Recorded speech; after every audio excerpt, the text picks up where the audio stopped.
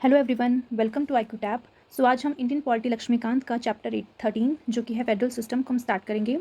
इस चैप्टर को ऑलरेडी हमने कल स्टार्ट कर लिया था एंड हमने समझा था किस तरीके से फेडरल फीचर्स क्या क्या होते हैं, यूनिटरी फीचर्स क्या क्या होते हैं एंड कौन कौन सी कंट्री जो है किस मॉडल को अडॉप्ट कर रखे हैं। जैसे यूएसए आपको फेडरल कंट्री देखने को मिलेगा, वैसे ही चाइना आपको यूनिटरी मॉडल को फॉलो करता हुआ दिखाई देगा और इंडिया जो है उसका जो फेडरेशन सिस्टम है वो बाकी कंट्री से काफ़ी अलग माना जाता है और कह सकते हैं कि जो इंडिया का फेडरलिज्म है वो कनाडा का जो फेडरलिज्म है उससे वो इंस्पायर है और उसकी तरह देखने को मिलता है। ठीक है, और क्योंकि इंडिया में जो फेडरल वर्ड है आपको कहीं देखने को नहीं मिलेगा, इंडिया के कॉन्स्टिट्यूशन में भी जो बोला गया है वो यूनियन ऑफ स्टेट्स बोला गया है। ठीक है, तो ये सारी चीज़ें हमने कल की वीडियो में अच्छे से समझा दी थी, अच्छे से आपको क्लियर हो गई होंगी आई एम श्योर।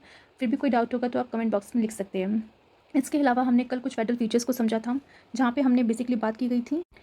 सबसे पहले हमने देखा था फेडरल फीचर्स में कि डुअल पॉलिटी किस तरीके से है हमारे कॉन्स्टिट्यूशन में, सेंट्रल स्टेट को डिफरेंट फंक्शंस परफॉर्म करने के बारे में जो है कॉन्स्टिट्यूशन में अच्छे से बताया गया है, उसके बारे में हमने अच्छे से समझा। फिर हमने देखा रिटर्न कॉन्स्टिट्यूशन है हमारा एंड पूरे वर्ल्ड में ऐसी कोई कंट्री नहीं है जिस कंट्री का इतना लेंथीएस्ट कॉन्स्टिट्यूशन हो, बट हमारा लेंथीएस्ट कॉन्स्टिट्यूशन है। ठीक है, फिर हमने देखा कि जब से हमारा कॉन्स्टिट्यूशन फॉर्म हुआ है तब कितना अमेंडमेंट्स हुई हैं उसके थ्रू हमारे जो आज की डेट में प्रेजेंट आर्टिकल्स आपको 490 आर्टिकल्स देखने को मिलेंगे, 25 पार्ट्स है, 12 शेड्यूल्स हैं। ठीक है, फिर हमने देखा डिवीजन ऑफ पावर्स को कि किस तरह सेंट्रल स्टेट के बीच में पावर को डिवाइड कर रखा है और 7 शेड्यूल के बारे में इसके बारे में देखने को मिलेगा कि यूनियन लिस्ट है, स्टेट लिस्ट है, कॉन्करेंट लिस्ट है एंड उस हिसाब से जो है सबको अपनी अपनी पावर्स मिली हुई हैं। एंड देन की कॉन्स्टिट्यूशन को सुप्रीमेसी प्रोवाइड की गई है और इस बात का ख्याल जो जुडिशरी को रखना है कि किस तरीके से वो कॉन्स्टिट्यूशन के सुप्रीमेसी को बनाए रखें। इन केस अगर कोई भी गवर्नमेंट अगर सुप्रीमेसी को फॉलो नहीं करती है तो जुडिशियल रिव्यू की पावर जुडिशरी को दी गई है। ठीक है, देन हमारा कॉन्स्टिट्यूशन रिजिड है। नॉर्मली अगर देखा जाए कि हमारा कॉन्स्टिट्यूशन फ्लेक्सिबल भी है, रिजिड भी, दोनों का मिक्सचर माना जाता है। ठीक है, रिजिड उस केस में है जब भी बात फेडरल स्ट्रक्चर की आएगी तो उस केस में सेंट्रल स्टेट गवर्नमेंट दोनों को जो है कहीं ना कहीं साथ में मिलकर उस पर्टिकुलर बिल को जो है सहमति देनी पड़ेगी, तभी उसको अमेंड कर सकते हैं। फिर हमने देखा हमारा इंडिपेंडेंट जुडिशरी है। जिस तरीके से हम बात करें इंडिपेंडेंस की तो कॉन्स्टिट्यूशन में उनकी इंडिपेंडेंस को इंश्योर किया गया है ताकि वो अच्छे से डिसीजन ले सकें, ताकि वो अच्छे से जो बेसिकली कह सकते हैं कि जो सेंटर और स्टेट के बीच में जो भी डिस्प्यूट होते हैं उसको सॉल्व कर सके एंड कॉन्स्टिट्यूशन को इंटरप्रेट करने की पावर भी हमारी जुडिशरी के पास है। ठीक है, एंड बहुत से ऐसे प्रोविजंस आपको कॉन्स्टिट्यूशन देखने को मिलेंगे जिसके थ्रू आपको पता चलता है कि हमारी जुडिशरी किस तरीके से इंडिपेंडेंट है। देन हमने देखा था बाइकैमरलिज्म कि बाइकैमरलिज्म बहुत अच्छा माना जाता है, एक तरह का मॉडल जहाँ पे हमारा जो लोकसभा है कहीं ना कहीं हमारे जो पीपल्स है उसको रिप्रेजेंट करता है और राज्यसभा हमारे स्टेट को रिप्रेजेंट करता है। इस तरीके से फेडरलिज्म को बैलेंस करने का सबसे अच्छा तरीका माना जाता है बाइकैमरलिज्म। ठीक है, तो ये सारी चीज़ें हमने कल की क्लास में अच्छे से डिस्कस कर ली थी। अगर आपको कोई भी डाउट हो तो आप लास्ट वीडियो को एक बार ज़रूर देखना इस वीडियो को स्टार्ट करने से पहले, सो दैट आपको एक एक चीज़ की क्लैरिटी हो जाए। ठीक है, फिर भी कोई डाउट हो तो आप ज़रूर अपना डाउट लिख सकते हैं। तो आज की क्लास में हम डिस्कस करेंगे यूनिटरी फीचर्स को एक एक करके। ठीक है, तो सबसे पहले हम देखते हैं फर्स्ट फीचर है स्ट्रॉन्ग सेंटर का। ठीक है, तो यहाँ पे हम यूनिटरी फीचर्स के बारे में देख रहे हैं। तो सबसे पहला फीचर आता है स्ट्रॉन्ग सेंटर। तो इसमें बेसिकली बताया गया है कि जिस तरीके से डिवीजन ऑफ पावर्स हमारे कॉन्स्टिट्यूशन में कर रखी है वो कहीं ना कहीं अगर आप उन डिवीजन ऑफ पावर्स को देखोगे तो वो ज़्यादा फेवर करती हुई दिखाई देंगी सेंटर की तरफ। ठीक है, यानी हाईली इनइक्विटेबल फॉर्म ऑफ आपको डिस्ट्रीब्यूशन देखने को मिलेगा कि भले ही सेंटर और स्टेट के बीच में पावर को डिवाइड तो कर रखा है पर ज़्यादा पावर्स जो है फिर भी हमारे सेंटर को ही मिली हुई है। ठीक है, सबसे पहले हम बात करते हैं कि जो हमारी यूनियन लिस्ट है, अगर आप उसी को देखो तो यूनियन लिस्ट में आपको सबसे ज़्यादा सब्जेक्ट्स दिखाई देंगे और काफ़ी इंपॉर्टेंट सब्जेक्ट्स भी आपको यूनियन लिस्ट के अंदर दे रखे हैं जहाँ पे सेंटर का कंट्रोल है उस पे रिलेटेड लॉज बनाना। As compare to the state list वहाँ पे आपको सब्जेक्ट्स भी कम देखने को मिलेंगे। ठीक है, तो ये क्या शो करता है कि यार यूनियन को बेसिकली ज़्यादा पावर दे रखी है। ठीक है, अगर यूनियन को ज़्यादा पावर दे रखी है तो हम कह सकते हैं कि जो हमारा फेडरल है, फेडरल एंगल जो है वो कहीं ना कहीं से मिसमैच होता हुआ नजर आ रहा है। ठीक है, क्योंकि आप अगर सेंटर को इतना ज़्यादा स्ट्रॉन्ग कर दोगे तो आपको जो फेडरलिज्म है उसको कहीं ना कहीं जो है हार्म पहुंचेगा और ये क्या शो करेगा कि एक यूनिटरी मॉडल है कि आपने एक ही पर्टिकुलर यूनियन को जो है ज़्यादा की सारी पावर दे रखी है। सेकंड रीज़न है कि द मोर इंपॉर्टेंट सब्जेक्ट्स जो हैं जैसे कि हमने भी बात की है वो हमारी यूनियन लिस्ट के अंदर देखने को मिलेंगे as compare to the state list. ठीक है, तीसरा रीज़न है कि जो सेंटर है उसके पास ओवरराइडिंग अथॉरिटी है ओवर द कॉन्करेंट लिस्ट, यानी कि जिस तरह से हमने कल की क्लास में भी बात की थी कि कॉन्करेंट लिस्ट में वो सारे सब्जेक्ट्स आते हैं जहाँ पे स्टेट और सेंटर दोनों मिलकर लॉज बना सकते हैं और कल की डेट में अगर मान लो उन पर्टिकुलर मैटर्स पर अगर सेंटर भी लॉ बना रहा है, स्टेट भी लॉ बना रहे हैं तो कहीं ना कहीं जो सेंटर का जो लॉ है उसी को वैलिड माना जाएगा और उसी को फॉलो किया जाएगा। ठीक है, तो घुमा फिरा के जो है बात इसी नतीजे पर आती है कि जो पावर जो है सेंटर को सबसे ज़्यादा दे रखी है तो किस बात का फेडरलिज्म हम फॉलो करते हैं। ठीक है, तो अगर इसके कंपैरिजन में हम यूएसए को देखें तो यूएसए का जो फेडरलिज्म है काफ़ी ज़्यादा स्ट्रॉन्ग माना जाता है। ठीक है, और क्योंकि यूएसए में जो हर एक स्टेट है उसके पास फुली ऑटोनॉमी है, जो भी स्टेट के अंदर उनके जो मैटर्स है, जो भी सब्जेक्ट्स है उस पर सिर्फ स्टेट ही लॉ बना सकता है, सेंटर जो है यूएसए केस में इंटरफेयर नहीं करता। ठीक है, तो इस तरीके से अगर हमारा यूएसए कंपेरिजन देखें तो हमारे कॉन्स्टिट्यूशन में सेंटर को काफ़ी ज़्यादा स्ट्रॉन्ग बना दिया है। ठीक है, अब हम बात करते हैं सेकंड फीचर की तरफ जहाँ पे बोला गया है कि स्टेट इज़ नॉट इंडेस्ट्रक्टिबल, ठीक है। तो इसको हम समझते हैं कि जिस तरीके से हमने देखा है कि हमारा जो स्टेट है उसके पास कोई राइट नहीं है, ठीक है, टू टेरिटोरियल इंटीग्रिटी, ठीक है, यानी हमारे स्टेट की कोई भी टेरिटोरियल इंटीग्रिटी नहीं है। इट मीन्स अगर मतलब आज की डेट में आप जितने भी स्टेट्स देखते हैं, चाहे वो हिमाचल प्रदेश हो, उत्तराखंड हो, यूपी हो, बिहार हो, पंजाब हो, तो इन सारी स्टेट्स की कोई भी अपनी टेरिटोरियल इंटीग्रिटी नहीं, यानी कल को अगर सेंटर चाहे तो सेंटर के पास ये पावर है कि वो यूनिलैटरल एक्शन लेके, यूनिलैटरल इन द सेंस अपनी मर्जी से एक्शन लेके कोई भी एरिया हो या कोई भी बाउंड्री हो या फिर कोई भी नाम हो किसी भी स्टेट का जो है चेंज कर सकती है, ठीक है। यानी आज की डेट में अगर पंजाब का आप जिस तरीके से मैप में नक्शा देखते हैं, तो कल को अगर पंजाब में थोड़ा बहुत एरिया निकाल के अगर हिमाचल को दे दिया गया फिर हरियाणा को दे दिया गया, तो उस केस में पंजाब कुछ नहीं कर सकता, बिकॉज हमारे कॉन्स्टिट्यूशन ने पार्लियामेंट को पावर दी है कि आप यूनिलैटरली एक्शन लेकर इन सारे चेंजेस को कर सकते हो, ठीक है। और सबसे इंपॉर्टेंट बात तो ये आती है कि जब आपको इन सब चेंजेस को करना होगा तो आपको सिर्फ सिंपल मेजॉरिटी की ज़रूरत है। तो simple majority in the sense कि आप इजीली जो है इसको चेंज कर सकते हो, इनके एरियाज़ को बदल सकते हो, ठीक है। यानी कोई भी स्पेशल मेजॉरिटी की यहाँ पे आपको ज़रूरत नहीं देखने को मिलेगी, ठीक है। सिर्फ सिंपल मेजॉरिटी से चीज़ें जो है पास ऑन हो जाएंगी। और इस तरीके से तो हम कह सकते हैं कि जो हमारा इंडिया का फेडरलिज्म है वो कैसा है, indestructible union of destructible states है। Indestructible union in the sense कि जो हमारा यूनियन है, हमारा जो कंट्री है, उसको आप तोड़ नहीं सकते।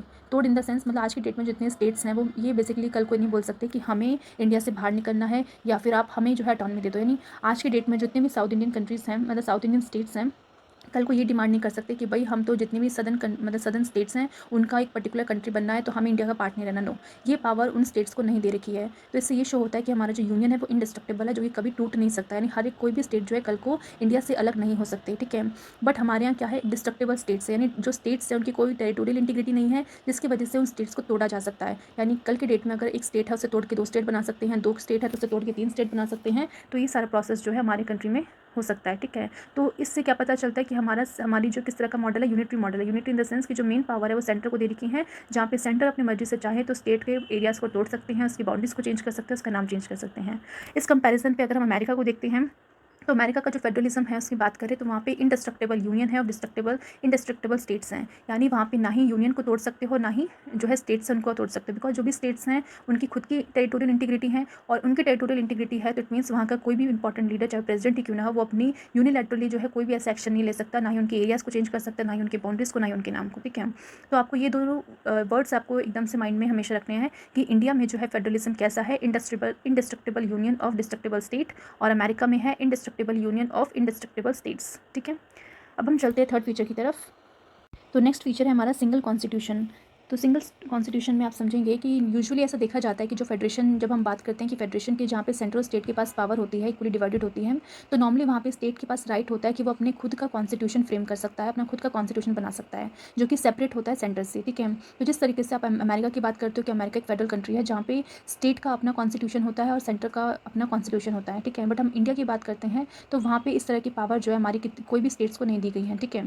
बट हम बात करें कि पहले दी गई थी, येस, पहले हमारे जो कंट्री मतलब हमारा जो एक स्टेट है जम्मू एंड कश्मीर, उसको ये पावर दे रखी थी। एक्सेप्शन मान सकते हैं, सिर्फ इकलौता एक ऐसा स्टेट था जिसका अपना खुद का एक कॉन्स्टिट्यूशन था, ठीक है। बट क्योंकि 2019 में जब से हमने ये आर्टिकल 370 को एब्रोगेट किया है, आर्टिकल 35A को हटाया है, तो तब से जो है जम्मू एंड कश्मीर एक यूनियन टेरिटरी में कन्वर्ट हो चुका है।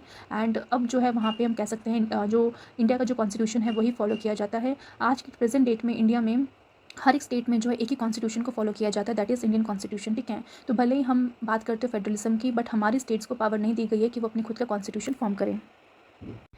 बिकॉज ऐसा इसलिए भी है क्योंकि हमारा जो इकलौता कॉन्स्टिट्यूशन है वो सिर्फ कॉन्स्टिट्यूशन सेंटर के बारे में नहीं बात करता, मतलब सिर्फ सेंटर से, सेंटर में जो भी बॉडीज़ है, सेंटर में जो उनके फंक्शंस है सिर्फ उसके बारे में बात नहीं करता, बट यहाँ पे स्टेट्स के बारे में बात करता है। तो जब हमने बात की थी कि हमारा कॉन्स्टिट्यूशन, हमारा जो रिटन कॉन्स्टिट्यूशन है काफ़ी ज़्यादा लेंदी है, तो उसमें हमने एक चीज़ रीज़न ये देखा था कि हमारा लेंदी कॉन्स्टिट्यूशन इसलिए बिकॉज यहाँ पे सेंटर और स्टेट दोनों के ही ऑर्गन्स हो या फिर दोनों के जो प्रिंसिपल्स हो, दोनों के फंक्शंस हो, उन सबके बारे में यहाँ पे डिटेल्ड में चीज़ें लिखी गई हैं, तो इसलिए हमारा कॉन्स्टिट्यूशन काफ़ी लेंदी है, ठीक है।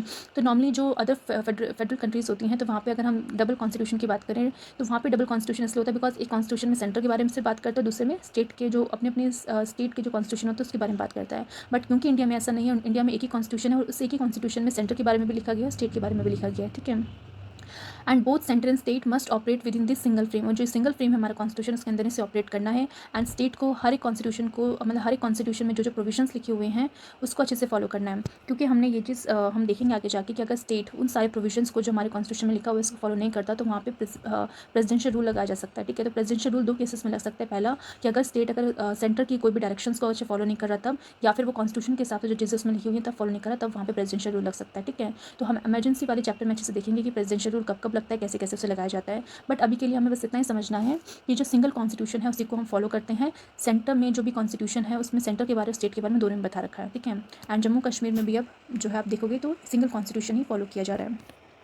नेक्स्ट फीचर की अगर बात करें तो इसमें बेसिकली बोला गया है फ्लेक्सिबिलिटी ऑफ द कॉन्स्टिट्यूशन, ठीक है। तो जिस तरीके से हमने फेडरल फीचर्स में देखा था कि हमारा कॉन्स्टिट्यूशन रिजिड है, बिकॉज कॉन्स्टिट्यूशन का ऐसा पार्ट जो कि फेडरल को शो करता है, जो फेडरल पार्ट है हमारा, उसको अगर अमेंड करना है तो कहीं ना कहीं रिजिड कॉन्स्टिट्यूशन बनाया गया, बिकॉज वहाँ पे सेंट्रल स्टेट दोनों की परमिशन की जरूरत होती है, ठीक है। बट अगर हम यूनिटरी फीचर्स की बात करें तो यहाँ पे हमारा कॉन्स्टिट्यूशन आपको फ्लेक्सिबल दिखाई देगा, ठीक है। बिकॉज जो प्रोसेस होता है कॉन्स्टिट्यूशन अमेंडमेंट का वो हमारे यहाँ लेस रिजिड है as compare to other federal countries, ठीक है। अगर हम अमेरिका की बात करें, जो अमेरिका की फेडरल कंट्रीज है वहाँ पे आपको रिजिड देखने को मिलेगा, ठीक है।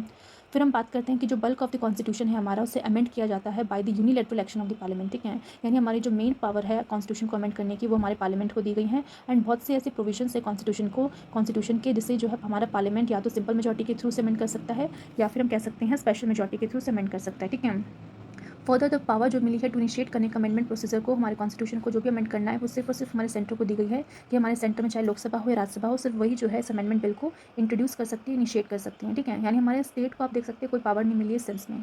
बट यूएसए में देखा जाए तो स्टेट कैन ऑल्सो प्रपोज कर सकता है अमेंडमेंट ऑफ द कॉन्स्टिट्यूशन, ठीक है। तो वो भी अपने कॉन्स्टिट्यूशन को अमेंड करने के लिए जो भी बिल है उसको प्रपोज कर सकता है। बट हमारे यहाँ स्टेट को ये पावर नहीं दे रखी है। पावर किसको दे रखी है? यूनिलैटरली एक्शन करने, यूनिलैटरली जो पावर है हमारे पार्लियामेंट को दी गई है, ठीक है। नेक्स्ट हमारा फीचर है no equality of state representation. यानी कि जब हम बात करते हैं राज्यसभा की तो राज्यसभा में जिस तरह से स्टेट का रिप्रेजेंटेशन दिया जाता है, बट हम देखेंगे उन स्टेट का जो रिप्रेजेंटेशन है वो किस बेसिस पे दिया जाता है, पॉपुलेशन के बेसिस पे। यानी कि जिसकी पॉपुलेशन ज़्यादा होगी उसको उस हिसाब से जो है आपको रिप्रेजेंटेशन देखने को मिलेगा, ठीक है। तो इस तरह से हम कह सकते हैं हमारी जो मेंबरशिप है वो वेरी करती है। किसी को एक मेंबर एक सीट मिलती है लोक और राज्यसभा में, किसी को 2 सीट है। तो इस तरह से 1 से लेके 31 तक वेरी करती है, ठीक है। जबकि हम यूएसए में देखेंगे तो यूएसए में आप कह सकते हो जो principle of equality of representation है स्टेट्स की अपर हाउस में वो फुल्ली रिकॉग्नाइज्ड है। यानी उनका जो अपर हाउस है यानी जो सेनेट है वहाँ पे आप देखोगे टोटल 50 स्टेट हैं। तो 50 स्टेट से हम कह सकते हैं कि सभी को सेनेट में हर एक स्टेट को जो है 2 सीट्स मिल रखी हैं। टोटल सीट्स जो है सेनेट में कितनी होगी? 100 होगी। बिकॉज हर एक स्टेट को 2 मिल रखी हैं तो 50 स्टेट्स है तो 50 को मल्टीप्लाई बाई 2 करोगे कितना हो जाएगा? 100, ठीक है। तो इस तरीके से कोई भी मिसमैच दिखने को नहीं मिलेगा, कोई भी डिस्क्रिमिनेशन दिखने को नहीं मिलेगा, कितनी भी पॉपुलेशन किसी भी स्टेट की कितनी भी क्यों ना हो, बट वहाँ पे इक्वली सभी को रिप्रेजेंट करने का मौका दिया गया है अपर हाउसेस में। बट हमारे यहाँ देखोगे कि अगर आप यूपी को देखते हो, सबसे ज़्यादा पॉपुलेशन यूपी की है, तो आपको देखने को मिलेगा कि यूपी की सीट्स आपको राज्यसभा में ज़्यादा मिलेगी। और उसके बाद आप अगर कंपेयर करो सिक्किम को तो सिक्किम के आप मुश्किल से 1 या 2 सीट देखने को मिलेगी। नॉर्थ ईस्ट जैसे स्टेट्स हो गए हैं, गोवा जो इतना छोटा स्टेट हो गया इसकी पॉपुलेशन काफ़ी कम है, तो आप देखोगे कि जिस स्टेट की पॉपुलेशन कम है उसकी रिप्रेजेंटेशन उतनी कम देखने को मिलेंगी, ठीक है। तो इस तरह का मिस मैच जो है देखने को मिलता है। तो हमें इससे यही पता चलता है कि जो हमारा जो यूनिटरी मॉडल है, ठीक है, उसमें हमारे स्टेट को इक्वली रिप्रेजेंटेशन नहीं दिया गया है, ठीक है। तो जिसकी हम बात करते हैं फेडरलिज्म, तो अगर इस सेंस में देखें तो हमारा जो मॉडल है वो किस तरीके का हो जाता है? यूनिटरी मॉडल हो जाता है, ठीक है। नेक्स्ट हमारा फीचर है इमरजेंसी प्रोविजंस। तो इमरजेंसी में हमने बेसिकली बात करते हैं तो 3 तरीके की इमरजेंसी होती है। सबसे पहले हम बात करते हैं नेशनल इमरजेंसी की। तो नेशनल इमरजेंसी आर्टिकल 352 की तरह लगती है। फिर प्रेसिडेंशियल रूल है article 356 and financial emergency article 360। तो जब भी हमारी कंट्री में इमरजेंसी लगती है तो उस समय में हम देख सकते हैं कि हमारी जो सेंट्रल गवर्नमेंट है उसके पास सारी की सारी पावर आ जाती हैं। एंड स्टेट जो होता है कहीं ना कहीं वो टोटल कंट्रोल में आ जाता है सेंटर के। यानी आप कह सकते हैं कि जो स्टेट का लेजिस्लेचर है वो ऑल तो सस्पेंड तो नहीं होता, बट कहीं ना कहीं जो पूरा का पूरा एडमिनिस्ट्रेशन है, जो लॉ एंड ऑर्डर है, जो पुलिस है, वो सारी की सारी जो पावर जो है सेंटर के पास रहती है। सेंटर अपने हिसाब से उसे कंट्रोल करती है तब तक जब तक वहाँ पे कंडीशन जो है ग्राउंड में ठीक ना हो जाए, ठीक है। तो इस तरह से हम कह सकते हैं कि इमरजेंसी के टाइम पे हमारा जो फेडरल स्ट्रक्चर है वो कहीं ना कहीं यूनिटरी मॉडल में कन्वर्ट हो जाता है without a formal amendment of the constitution. यानी कि इमरजेंसी के टाइम पे हमारा फेडरल स्ट्रक्चर यूनिटरी स्ट्रक्चर में कन्वर्ट तो हो रहा है, बट उस कन्वर्जन में कोई भी अमेंडमेंट जो है नहीं की गई है कॉन्स्टिट्यूशन में। यानी बिना अमेंडमेंट किए हुए कॉन्स्टिट्यूशन में एकदम से हमारा फेडरल स्ट्रक्चर यूनिटरी स्ट्रक्चर में कन्वर्ट हो जाता है, ठीक है।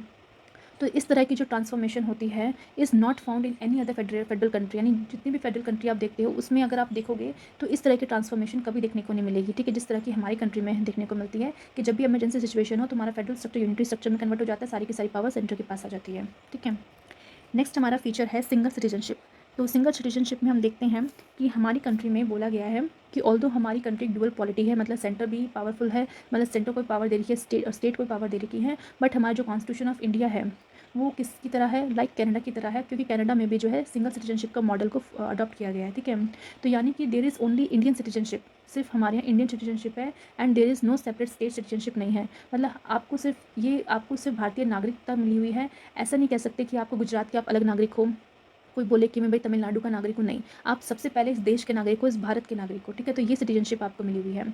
जबकि हम यूएसए की बात करें तो यूएसए हो गया, लाइक स्विट्जरलैंड हो गया, ऑस्ट्रेलिया हो गया, यहाँ पे आपको डुअल सिटीजनशिप देखने को मिलेगी। यहाँ पे यानी कि जो नेशनल है, यानी जो सेंटर में सिटीजनशिप है वो भी होगी, एंड जिस पर्टिकुलर स्टेट से आप बिलोंग करते हो स्टेट की सिटीजनशिप भी आपको मिलेगी, ठीक है। तो हम ये बात करते हैं इंडिया में, तो इंडिया में हर एक सिटीजन जो है irrespective of the state in which they are born, किसी भी स्टेट में क्यों ना बॉर्न हुए हो, and they reside enjoy the same right all over the country. यानी कि एक पर्टिकुलर पर्सन, एक पर्टिकुलर सिटीजन किसी भी स्टेट में क्यों ना बॉर्न हुआ हो, किसी भी स्टेट में क्यों ना पैदा हुआ हो, उसको सेम राइट मिलेंगे हर एक स्टेट में, यानी ऑल ओवर कंट्री में उसके राइट्स जो होंगे सेम होंगे, ठीक है। तो इस चीज़ को बेसिकली इंश्योर किया गया है हमारी कंट्री में कि हमारे देश का नागरिक जो है किसी भी स्टेट में रहे, बट उसके जो राइट्स होंगे हर एक स्टेट में से इक्वली होंगे। ऐसा नहीं है कि गुजरात में जो राइट्स मिले हैं वो उसको राजस्थान में नहीं मिलेंगे, या फिर जो नॉर्थ ईस्टर्न आपकी जो स्टेट्स हैं उनके जो राइट्स हैं वो जब वो हमारे तमिलनाडु में आएंगे तो वहाँ पे उनके राइट्स नहीं मिलेंगे। तो ऐसा नहीं है, सिंगल सिटीजनशिप के अंदर हर एक पर्सन को, चाहे वो किसी भी स्टेट में हो, उसको सेम राइट मिलेगा इस पूरे कंट्री के अंदर, ठीक है। अब हम बात करते हैं नेक्स्ट फीचर की तरफ, जहाँ पे बोला गया है कि हमारी जुडिशरी कैसी है, इंटीग्रेटेड है। तो इंटीग्रेटेड जुडिशरी का हमने पहले भी डिस्कस किया था कि हमारा जो इंडियन कॉन्स्टिट्यूशन है उसने इंटीग्रेटेड जुडिशल सिस्टम को अपॉइंट किया है, जहाँ पे हमारा सुप्रीम कोर्ट जो होता है टॉप में होता है, उसके बाद हमारे स्टेट के हाई कोर्ट आते हैं, ठीक है। तो जो सिंगल सिस्टम ऑफ कोर्ट है वो फोर्स करता है both the central laws as well as state laws, यानी सेंटर के जो भी लॉज हैं या स्टेट के जितने भी लॉज हैं उन सबको इन्फोर्स कर सकते हो आप इस सिंगल सिस्टम ऑफ कोर्ट के अंदर, ठीक है। कैसे कर सकते हैं हम? फॉर एग्जांपल अगर मान लो कोई पर्टिकुलर किसी गांव का एक पर्सन है, जिससे कोई भी इशू था, मान लो कोई भी लैंड का इशू था, तो अपने पहले वो सबॉर्डिनेट कोर्ट के अंदर गया होगा। तो जितने भी सबॉर्डिनेट कोर्ट, जैसे कि आपका एक होता है सेशन कोर्ट होता है और एक आपका डिस्ट्रिक्ट कोर्ट होता है, तो जब भी आपका कोई भी डिस्प्यूट होगा तो आप इन दोनों कोर्ट में से कोई भी कोर्ट जा सकते हो। एक सिविलियन कोर्ट है और एक क्रिमिनल कोर्ट होता है, ठीक है। अगर मान लो आपकी वहाँ पे आपको लगता है कि वहाँ पे जजमेंट के बाद भी आपको सही से न्याय नहीं मिला, तो फिर आप अपील कर सकते हो हाई कोर्ट में, ठीक है। तो जैसे आप हाई कोर्ट में अपील करोगे तो हाई कोर्ट भी इस मैटर को सुन सकता है। हाई कोर्ट से भी आपको लगता है सही से फैसला नहीं हुआ, तो आप जो है डायरेक्टली जा सकते हो, फिर आप जा सकते हो सुप्रीम कोर्ट में, आपकी अपील जाएगी। तो यानी कि जो आपका टॉप में जो सुप्रीम कोर्ट है, तो होना ये चाहिए था कि वो सेंटर सेटेड लॉज पे ही सिर्फ उसको इन्फोर्स करें, बट ऐसा नहीं है। जो स्टेट के जो पर्टिकुलर लॉज है उससे रिलेटेड भी अगर कोई अपील आएगी सुप्रीम कोर्ट के पास, तो वो भी उसको इन्फोर्स करने की ताकत जो हमारी सुप्रीम कोर्ट के पास है। तो इसलिए हम कह सकते हैं कि जो हमारा सिंगल सिस्टम ऑफ कोर्ट है वो हमारी सेंट्रल लॉज हो या स्टेट लॉज हो, दोनों को इन्फोर्स करने के काम आता है। जबकि हमारा अमेरिका की हम बात करें तो वहाँ पे क्या है, there is a double system of court है, जहाँ पे फेडरल लॉज को इन्फोर्स करने के लिए फेडरल जुडिशरी बना रखी है, फेडरल जुडिशरी यानी जो सेंटर में रहती है, और जो स्टेट लॉज है उसको इन्फोर्स करने के लिए स्टेट की अपनी अपनी जुडिशरी है। यानी कि वहाँ पे यूएसए में जितने भी 50 आपको स्टेट्स देखने को मिलेंगे, उन 50 स्टेट्स के अंदर अपनी अपनी स्टेट जुडिशरी है, एंड वो अपनी अपनी जुडिक्शन के अंदर जो भी स्टेट का जुडिक्शन है उसके अंदर जो भी लॉज है उसी को ही वो बेसिकली इन्फोर्स कर सकते हैं। सिमिलरली जो उनका जो फेडरल जुडिशरी है, यानी जो फेडरल कोर्ट है, वो स्टेट के कोई भी कोर्ट से या फिर स्टेट के कोई भी लॉज को जो है इन्फोर्स नहीं कर सकता अपनी जुडिशरी के अंदर, ठीक है। तो इस तरीके से हम देखने को मिलता है इंडिया का जो मॉडल है और अमेरिका के मॉडल में कितना डिफरेंस देखने को मिलता है, ठीक है। नेक्स्ट हमारा फीचर है ऑल इंडिया सर्विसेज। तो ऑल इंडिया सर्विसेज की हम बात करें तो आईएएस हो गया, आईपीएस हो गया, और इंडियन फॉरेस्ट सर्विस जो ऑल इंडिया सर्विस के अंदर आता है। तो जिस तरीके से हम यूएसए की बात करें तो यूएसए में भी क्या होता है, फेडरल गवर्नमेंट होती है, स्टेट गवर्नमेंट होती है, उनके अपने सेपरेट पब्लिक सर्विसेज होते हैं, ठीक है, यानी सेंटर के अलग होते हैं, स्टेट के अलग होते हैं। सिमिलरली इंडिया में भी जो है सेंटर के सर्विसेज आपको देखने के लिए मिलेंगे अलग, और स्टेट के अपने पब्लिक सर्विसेज होते हैं, जैसे राजस्थान पब्लिक सर्विस हो गया and Punjab service public services हो गया, ठीक है। But in addition there are all India services, ठीक है। तो ऑल्दो सेंटर के अपने सेपरेट पब्लिक सर्विसेज हैं, स्टेट के अपने सेपरेट पब्लिक सर्विसेज है, बट इन सब के अलावा जो है ऑल इंडिया सर्विसेज हैं जो कि पूरे के पूरे इंडिया में जिसको काम करने की इजाज़त मिली हुई है, ठीक है, जो कि हम कह सकते हैं कॉमन है सेंटर और स्टेट के लिए भी, ठीक है। तो इस तरह की ऑल इंडिया सर्विसेज जो है हमारे फेडरल सिस्टम को हार्म पहुंचाती है। क्यों हार्म पहुंचाती है? बिकॉज कहीं ना कहीं जो मेंबर्स होते हैं सर्विसेज के, इनको रिक्रूट और ट्रेन कौन कर रहा है? सेंटर, ठीक है। यानी सेंटर ने अपना जो आप देखोगे यूपीएससी होता है वो इसका एग्जाम कंडक्ट करवाता है। एग्जाम कंडक्ट करने के बाद जो है ट्रेनिंग आप देख सकते हो जो आईएएस की लबासना में होती है वो भी कौन करवा रहा है? सेंटर करवा रहा है, ठीक है। तो आपने रिक्रूटमेंट भी खुद सेंटर ने करी है, ट्रेनिंग भी सेंटर कर रहा है, ठीक है। इसका मतलब क्या है कि जो अल्टीमेट कंट्रोल है इनके ऊपर किसका आ गया? सेंटर का आ गया। तो आपने रिक्रूटमेंट भी सेंटर ने करी, ट्रेनिंग भी सेंटर ने करवा दी, उसके बाद आप देखोगे डिफरेंट स्टेट्स में जो है आईएएस आईपीएस और आईएफएस को भेज दिया जाता है कि आपको डिफरेंट स्टेट के अंदर जाके अब काम करना है, ठीक है। अब कभी कभार कन्फ्लिक्ट की सिचुएशन इस तरीके से राइज होती है कि बहुत से स्टेट गवर्नमेंट होती है कहती है कि भाई हमारे जो अपने पब्लिक सेपरेट पब्लिक सर्विसेज हैं, तो हम उस सर्विस से जो भी लोग चुन के आएंगे हम उनसे काम करवाएंगे, हम क्यों सेंटर के द्वारा जो भेजे हुए हैं जो आईएएस आईपीएस उनसे काम करवाए, ठीक है। बट क्योंकि हम जानते हैं कि भाई सेंटर के पास ये पावर है और सेंटर अगर कहेगी तो उन्हें करना ही पड़ेगा, बिकॉज कहीं ना कहीं हम ये जानते हैं कि जो सेंटर की जो एडवाइस है, डायरेक्शन है, उन्हें अगर स्टेट फॉलो नहीं करेगा तो वहाँ पे प्रेसिडेंशियल रूल लग सकता है। तो इस तरीके से जो है कहीं ना कहीं सेंटर को इतनी अल्टीमेट कंट्रोल दे रखा है इन सबके ऊपर, ठीक है, जो कहीं ना कहीं वॉयलेट करता है जो प्रिंसिपल ऑफ फेडरलिज्म है अंडर द कॉन्स्टिट्यूशन, ठीक है। बट दे रखा है तो दे रखा है, बट काम तो करना ही है, ठीक है। तो ऑल तो हम देखेंगे कि आईएएस आईपीएस आईएफएस जो है इनको एक ऑल इंडिया सर्विसेज जो है फेडरलिज्म को भले ही वॉयलेट करती हो, बट कहीं ना कहीं जो इनके फंक्शंस हैं, जो इनके काम है, वो स्टेट गवर्नमेंट को भी हेल्प पहुंचाते हैं, ठीक है। बिकॉज आज की डेट में हम जिसकी प्रिपरेशन कर रहे हैं वो IAS IPS IFSC है। तो आज की डेट में अगर आप कोई चीज़ पढ़ रहे हो उसको कल को आपको उसको इम्प्लीमेंट करना है, तो ऐसा तो नहीं है कि सेंटर अपने हिसाब से करवाएगा, क्योंकि जब आप वहाँ पे स्टेट के अंदर जब काम कर रहे हो तो इस तरह से नहीं है कि सेंटर अपनी हिसाब से आपको जो है मोल्ड कर सकता है, अपने हिसाब से आपको टारगेट्स दे सकते हैं। नहीं, आपको सिर्फ वहाँ पे एक ही चीज़ फॉलो करती है, लॉ एंड ऑर्डर। अगर आप किसी की अथॉरिटी को फॉलो करोगे तो वो होगी लॉ एंड ऑर्डर।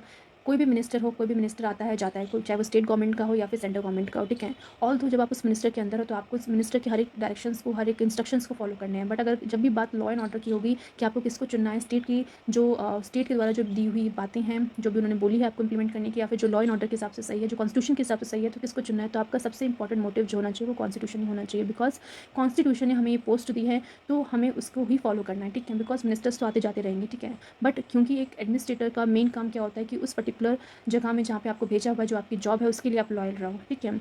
अगर आपने कॉन्स्टिट्यूशन को ध्यान में रख के कोई भी डिसीजन लिया है तो कल को अगर जुडिशरी में आपका पर्टिकुलर केस जाता भी है तो जुडिशरी इस बात को समझेगी कि भाई आपका जो काम था आपने उस काम को इंपॉर्टेंस दिया था, देन कि आपने किसी मिनिस्टर्स के बहकावे में आके कोई भी काम किया हो, ठीक है। तो ये सारी चीज़ें हमने देखी कि भले फेडरलिज्म को वॉलेट करता हो बट इन सब की भी इंपॉर्टेंस ज़रूरी है, ठीक है। अब हम बात करते हैं नेक्स्ट फीचर की तरफ, जहाँ पे बोला गया है कि parliamentary authority over the state list.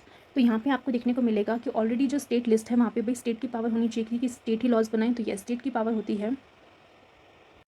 But हम कहीं ना कहीं कह सकते हैं कि कुछ ऐसे लिमिटेड स्फेयर ऑफ अथॉरिटी होती है जहाँ पे स्टेट जो है do not have exclusive control, यहाँ पे स्टेट का जो है उतना एक्सक्लूसिव कंट्रोल नहीं होता है। तो बात ये होती है कि जब हमारा पार्लियामेंट जो है उसको इतना एम्पावर कर रखा है कि वो लेजिस्लेट कर सकता है on any subject of the state list. कब कर सकता है? अगर राज्यसभा पास कर दे कोई रेजोल्यूशन इस इफेक्ट में कि वो पर्टिकुलर जो सब्जेक्ट है जो कि स्टेट लिस्ट के अंदर है वो कहीं ना कहीं एक नेशनल इंटरेस्ट की बात कर रहा है, ठीक है। तो अगर क्योंकि हम देखते हैं कि जो राज्यसभा है वो हमारे स्टेट को रिप्रेजेंट करता है, तो कहीं ना कहीं हम इनडायरेक्टली देखो क्या कहने की कोशिश कर रहा है, जो भी स्टेट वहाँ पे है राज्यसभा के अंदर, जो भी स्टेट रिप्रेजेंटेटिव है वो कहीं ना कहीं परमिशन दे रहे हैं हमारे पार्लियामेंट को, हमारी जो है लोकसभा है उसको, कि भाई आप जाके जो है स्टेट लिस्ट के अंदर जो भी मैटर्स है, ये मैटर है जो कि नेशनल इंपॉर्टेंस रखते हैं, नेशनल इंटरेस्ट रखते हैं, तो आप इन पर लॉ बना दो। तो उस केस में ऑब्वियसली हमारा जो पार्लियामेंट है उस केस में उन्हें पावर मिल जाएगी कि वो सब्जेक्ट्स के ऊपर भी लॉ बना सकता है जो कि हमारे स्टेट लिस्ट के अंदर है, ठीक है। तो इससे हमें क्या पता चलता है कि जो लेजिस्लेटिव कॉम्पिटेंस है ऑफ द पार्लियामेंट का वो एक्सटेंड हो सकता है विदाउट अमेंडिंग द कॉन्स्टिट्यूशन, यानी बिना कॉन्स्टिट्यूशन को अमेंड करके जो पार्लियामेंट के जो लेजिस्लेटिव पावर्स है आप उसको बढ़ा रहे हो, कि जो स्टेट के जहाँ पे पावर्स थी उसमें आप सेंटर की पावर को घुसा रहे हो बिना अमेंडिंग करके। तो कहीं ना कहीं क्या शो करता है कि भाई यहाँ पे तो यूनिटरी मॉडल ही है, यानी पावर जो है सेंटर के पास ही है ज़्यादा, ठीक है। बट हम देखेंगे notably this can be done when there is no emergency of any kind, ठीक है। तो ये कब किया जाता है? तो आप इसमें कंफ्यूज मत होना कि जब इमरजेंसी के टाइम पे भी हमने देखा था कि जो सेंटर है उसके पास कंट्रोल आ जाता है एडमिनिस्ट्रेशन का, कि वो अपने हिसाब से जो है स्टेट के उस केस में भी जो है स्टेट में जो भी स्टेट लिस्ट में जो भी सब्जेक्ट्स उस पर लॉज बना सकता है, ठीक है। तो येस इमरजेंसी के टाइम पर भी वो ऐसा कर सकता है, बट अगर जब इमरजेंसी नहीं लगी हो उसके बावजूद भी जो है पार्लियामेंट के पास पावर है कि वो स्टेट लिस्ट में जो भी सब्जेक्ट है उन पर लॉ बना सकता है। बट कब बना सकता है ये भी आपको इंपॉर्टेंट है जानना है कि जब राज्यसभा एक रेजोल्यूशन पास करे कि हाँ ये पर्टिकुलर सब्जेक्ट पे लॉ बनाना इसलिए ज़रूरी है पार्लियामेंट के लिए बिकॉज ये नेशनल इंटरेस्ट में यानी लोगों के इंटरेस्ट में, तब जाके पार्लियामेंट ऐसा कर सकता है, वरना नहीं कर सकता, ठीक है। अब हमने यहाँ पे एक पॉइंट है जो हमारा छूट गया था, वो था इंटीग्रेटेड ऑडिट मशीनरी। तो बेसिकली जो इंटीग्रेटेड ऑडिट मशीनरी है इसमें बोला गया है कि जो हमारा कंट्रोलर एंड ऑडिटर जनरल होता है जिसको हमारे प्रेसिडेंट अपॉइंट करते हैं, उनका मेन काम होता है ऑडिट करना जो भी अकाउंट्स होते हैं, ठीक है। तो नॉर्मली प्रेसिडेंट अपॉइंट कर रहा है तो होना ये चाहिए था कि वो सेंट्रल गवर्नमेंट के जितने भी अकाउंट है भाई उसको ऑडिट करें, बट ऐसा नहीं होता है। वो सेंटर के साथ साथ जो भी स्टेट गवर्नमेंट के ऑडिट्स होते हैं कि जो भी उनका रेवेन्यू है, जो भी उन्होंने खर्चा की एक्सपेंडिचर है, उन सभी को जो ऑडिट करने का काम हमारा कंट्रोलर ऑडिटर जनरल करता है, ठीक है। बट भले ही हमारे कॉन्स्टिट्यूशन में आप ध्यान से देखोगे तो कंट्रोलर एंड ऑडिटर जनरल का नाम दिया गया है, बट मेन फंक्शन इसको ऑडिटिंग का ही होता है, ठीक है। कंट्रोलर का जो फंक्शन होता है वो कहीं ना कहीं हमारा कैग परफॉर्म नहीं करता, बिकॉज कंट्रोलर का काम ये होता है कि जब कोई पर्टिकुलर खर्चा अगर कोई गवर्नमेंट कर रही है, ठीक है, मान लो कोई एक पॉलिसी आई है, उस पॉलिसी में मान लो 1-2 लाख रुपए खर्च होने हैं, तो जो कंट्रोलर होगा उसका मेन काम क्या होगा, ये चेक करना कि जो पैसे दिए गए हैं क्या वो सफिशिएंट है, कहीं ऐसा तो नहीं है सरकार ज़्यादा पैसे मांग रही है, इतने कम पैसों में इसे काम हो सकता था। तो यानी कि हम कह सकते हैं कि सरकार को उस पर्टिकुलर पैसे को खर्च करने से पहले जो है कंट्रोलर के जो कंट्रोलर है कहीं ना कहीं उससे परमिशन लेनी पड़ती, वो जब तक परमिशन ना देता तब तक वो मतलब उस पैसे को खर्च नहीं किया जा सकता था, ठीक है। बट ऐसा हमारे यहाँ देखने को नहीं मिलता। हमारे यहाँ जो है कंट्रोलर नहीं है, सिर्फ ऑडिटर जनरल है जो इसका काम जो है ऑडिट करने का। बट क्योंकि हम इसको कैग ही बोलते हैं, बट मेन फंक्शन जो है कैग का ये होना चाहिए था कि कंट्रोलर भी करे, यानी पैसे खर्च होने से पहले भी पहले ध्यान रखे कि वो कहाँ खर्च हो रहे हैं, कितने खर्च हो रहे हैं, सही जगह खर्च हो रहे हैं नहीं हो रहे, एंड उसके बाद ऑडिट भी करे कि जब खर्चा हो चुका है उसके बाद भी जो है मेंटेन करे कि भाई वो खर्चा कहाँ हुआ है, कितना हुआ है, उसकी एक लिस्ट बना के रखें, ठीक है, और प्रेसिडेंट को दे। एंड देन वो प्रेसिडेंट जो बाद में पार्लियामेंट में उस पर्टिकुलर जो भी रिकमेंडेशंस होती है जो कैग देता है उसको फिर रखता है, ठीक है। बट ऐसा नहीं होता, सिर्फ ऑडिटिंग का काम जो हमारा कैग करता है, ठीक है। तो हम ये देखते हैं कि जब हम यूनिटरी फीचर्स की बात कर रहे हैं तो होना ये चाहिए था कि वो सिर्फ सेंट्रल गवर्नमेंट की ऑडिटिंग करे, बट वो सेंटर के साथ साथ स्टेट गवर्नमेंट के भी जो भी अकाउंट्स होते हैं उसको ऑडिट करता है, ठीक है। एंड इसका जो अपॉइंटमेंट होता है, रिमूवल होता है, दोनों प्रेसिडेंट करता है without the consulting of the state. तो आप सोच सकते हो कि स्टेट के गवर्नमेंट के भी अकाउंट को ऑडिट कर रहा है, पर स्टेट गवर्नमेंट से कोई परमिशन यहाँ पे नहीं ली जाती कि भाई हम किसको क्या चुन रहे हैं। प्रेसिडेंट जो है खुद अपॉइंट करता है, खुद ही इसको रिमूव करता है, ठीक है। तो दिस ऑफिस कहीं ना कहीं रिस्ट्रिक्ट करता है financial autonomy of the state, यानी फाइनेंशियल ऑटोनॉमी जो है स्टेट की कहीं ना कहीं वो कम हो जाती है। इसके कारण क्यों कम हो जाती है? बिकॉज कल को हमारी स्टेट गवर्नमेंट कहीं भी खर्चा करे, किसी भी पॉलिसी में खर्चा करे, सेंटर के द्वारा जो भेजा हुआ कैग है वो बेसिकली उन्हें बताएगा कि भाई आपने यहाँ खर्चा ज़्यादा कर दिया, यहाँ पे आपके इतने खर्चे हो गए। तो कहीं ना कहीं जो उनकी फाइनेंशियल ऑटोनॉमी जो आपने दी गई थी वो इसके थ्रू जो है रिस्ट्रिक्ट हो गई है कि भले आपको फाइनेंशियल ऑटोनॉमी दी गई है कि आप पर्टिकुलर स्टेट गवर्नमेंट यहाँ पे खर्चा कर सकती है, बट उसके बाद आप ऑडिटिंग करवा रहे हो, कहीं ना कहीं सेंटर एक तरह से क्या करे, पूछ रहा है ना कि आप भाई इतने पैसे आप यहाँ पे कर रहे हो खर्च, ठीक है। बट अगर हम बात करें कि और कंट्रीज़ में, जैसे अमेरिका में जो कंट्रोल ऑडिटर होता है वो उसका कोई रोल नहीं होता with respect to the account of the state, यानी क्योंकि अमेरिका हम कह सकते हैं एक परफेक्ट एग्जांपल है फेडरल कंट्री का, जहाँ पे स्टेट को मतलब स्टेट को भी जो है काफ़ी ऑटोनॉमी दी गई है, और उस ऑटोनॉमी के अंदर जो है सेंटर कभी भी अपना इंटरफेयर नहीं करेगा। सेंटर के द्वारा जो बनाई हुई ऑर्गेनाइजेशन है, जो भी बॉडी है, वो कहीं ना कहीं सेंटर के काम को ही चेक ऑन करेगी, और स्टेट के द्वारा जो बनाई हुई बॉडी है, ऑर्गेनाइजेशन है, वो स्टेट के कामों को ही देखेगी, ठीक है। तो यहाँ पे हमने इंटीग्रेटेड ऑडिट मशीनरी को समझ लिया। अब हम चलते हैं अपॉइंटमेंट ऑफ गवर्नर। तो इस केस में हम देखोगे इस फीचर में बेसिकली बोला गया है कि जो अपॉइंटमेंट होता है गवर्नर का, ठीक है, क्योंकि गवर्नर एक तरह से हेड माना जाता है स्टेट का, ठीक है, क्योंकि एंड उसे अपॉइंट कौन करता है? प्रेसिडेंट अपॉइंट करता है, ठीक है। तो और साथ ही साथ जो हमारा गवर्नर है वो होल्ड करता है एक ऑफिस को during the pleasure of the president, यानी क्योंकि प्रेसिडेंट ने इसको अपॉइंट करा है तो प्रेसिडेंट जब चाहें तब तक वो जो है एज अ गवर्नर की तरह काम कर सकता है, और जिस दिन प्रेसिडेंट को लेगा कि नहीं ये गवर्नर सूटेबल नहीं है तो वो तो बिना अपनी मतलब किसी से बिना पूछे जो है वो गवर्नर को उसके पोस्ट से हटा सकता है, ठीक है। इस तरह से हम कह सकते हैं गवर्नर को ऐसा कहा जाता है कि they act as a agent of the centre, ठीक है, कि वो बेसिकली सेंटर के एजेंट की तरह काम करता है। एजेंट बेसिकली वो होता है ना, जैसे भाई हमने अपना एजेंट भेज रखा है तो एजेंट का काम वही होता है जो मालिक ने कहा है भाई उसी को फॉलो करना। तो यहाँ पे कह सकते हैं गवर्नर को एक एजेंट की तरह बना के भेजा हुआ है सेंटर ने कि भाई तुम स्टेट में जाओ, और क्योंकि तुम स्टेट के हेड हो तो जो भी स्टेट गवर्नमेंट काम करेगी उस सबका लेखा जोखा जो भी होगा हमें बताओ, एंड कुछ भी बिल पास कर रही है तो बताओ किस तरीके से वो है। तो मतलब एक तरह से सेंटर के मतलब सेंटर खुद वहाँ पे एज अ स्टेट हर स्टेट में प्रेजेंट तो रह नहीं सकता चेक करने के लिए भाई स्टेट में क्या चल रहा है। तो इसलिए हम कह सकते हैं कि सेंटर ने अपना एजेंट भेज रखा है स्टेट के अंदर एज अ गवर्नर की फॉर्म, गवर्नर के नाम पे, जो बेसिकली वहाँ पे जाके चेक करेगा कि किस तरीके से स्टेट गवर्नमेंट काम कर रही है, ठीक है।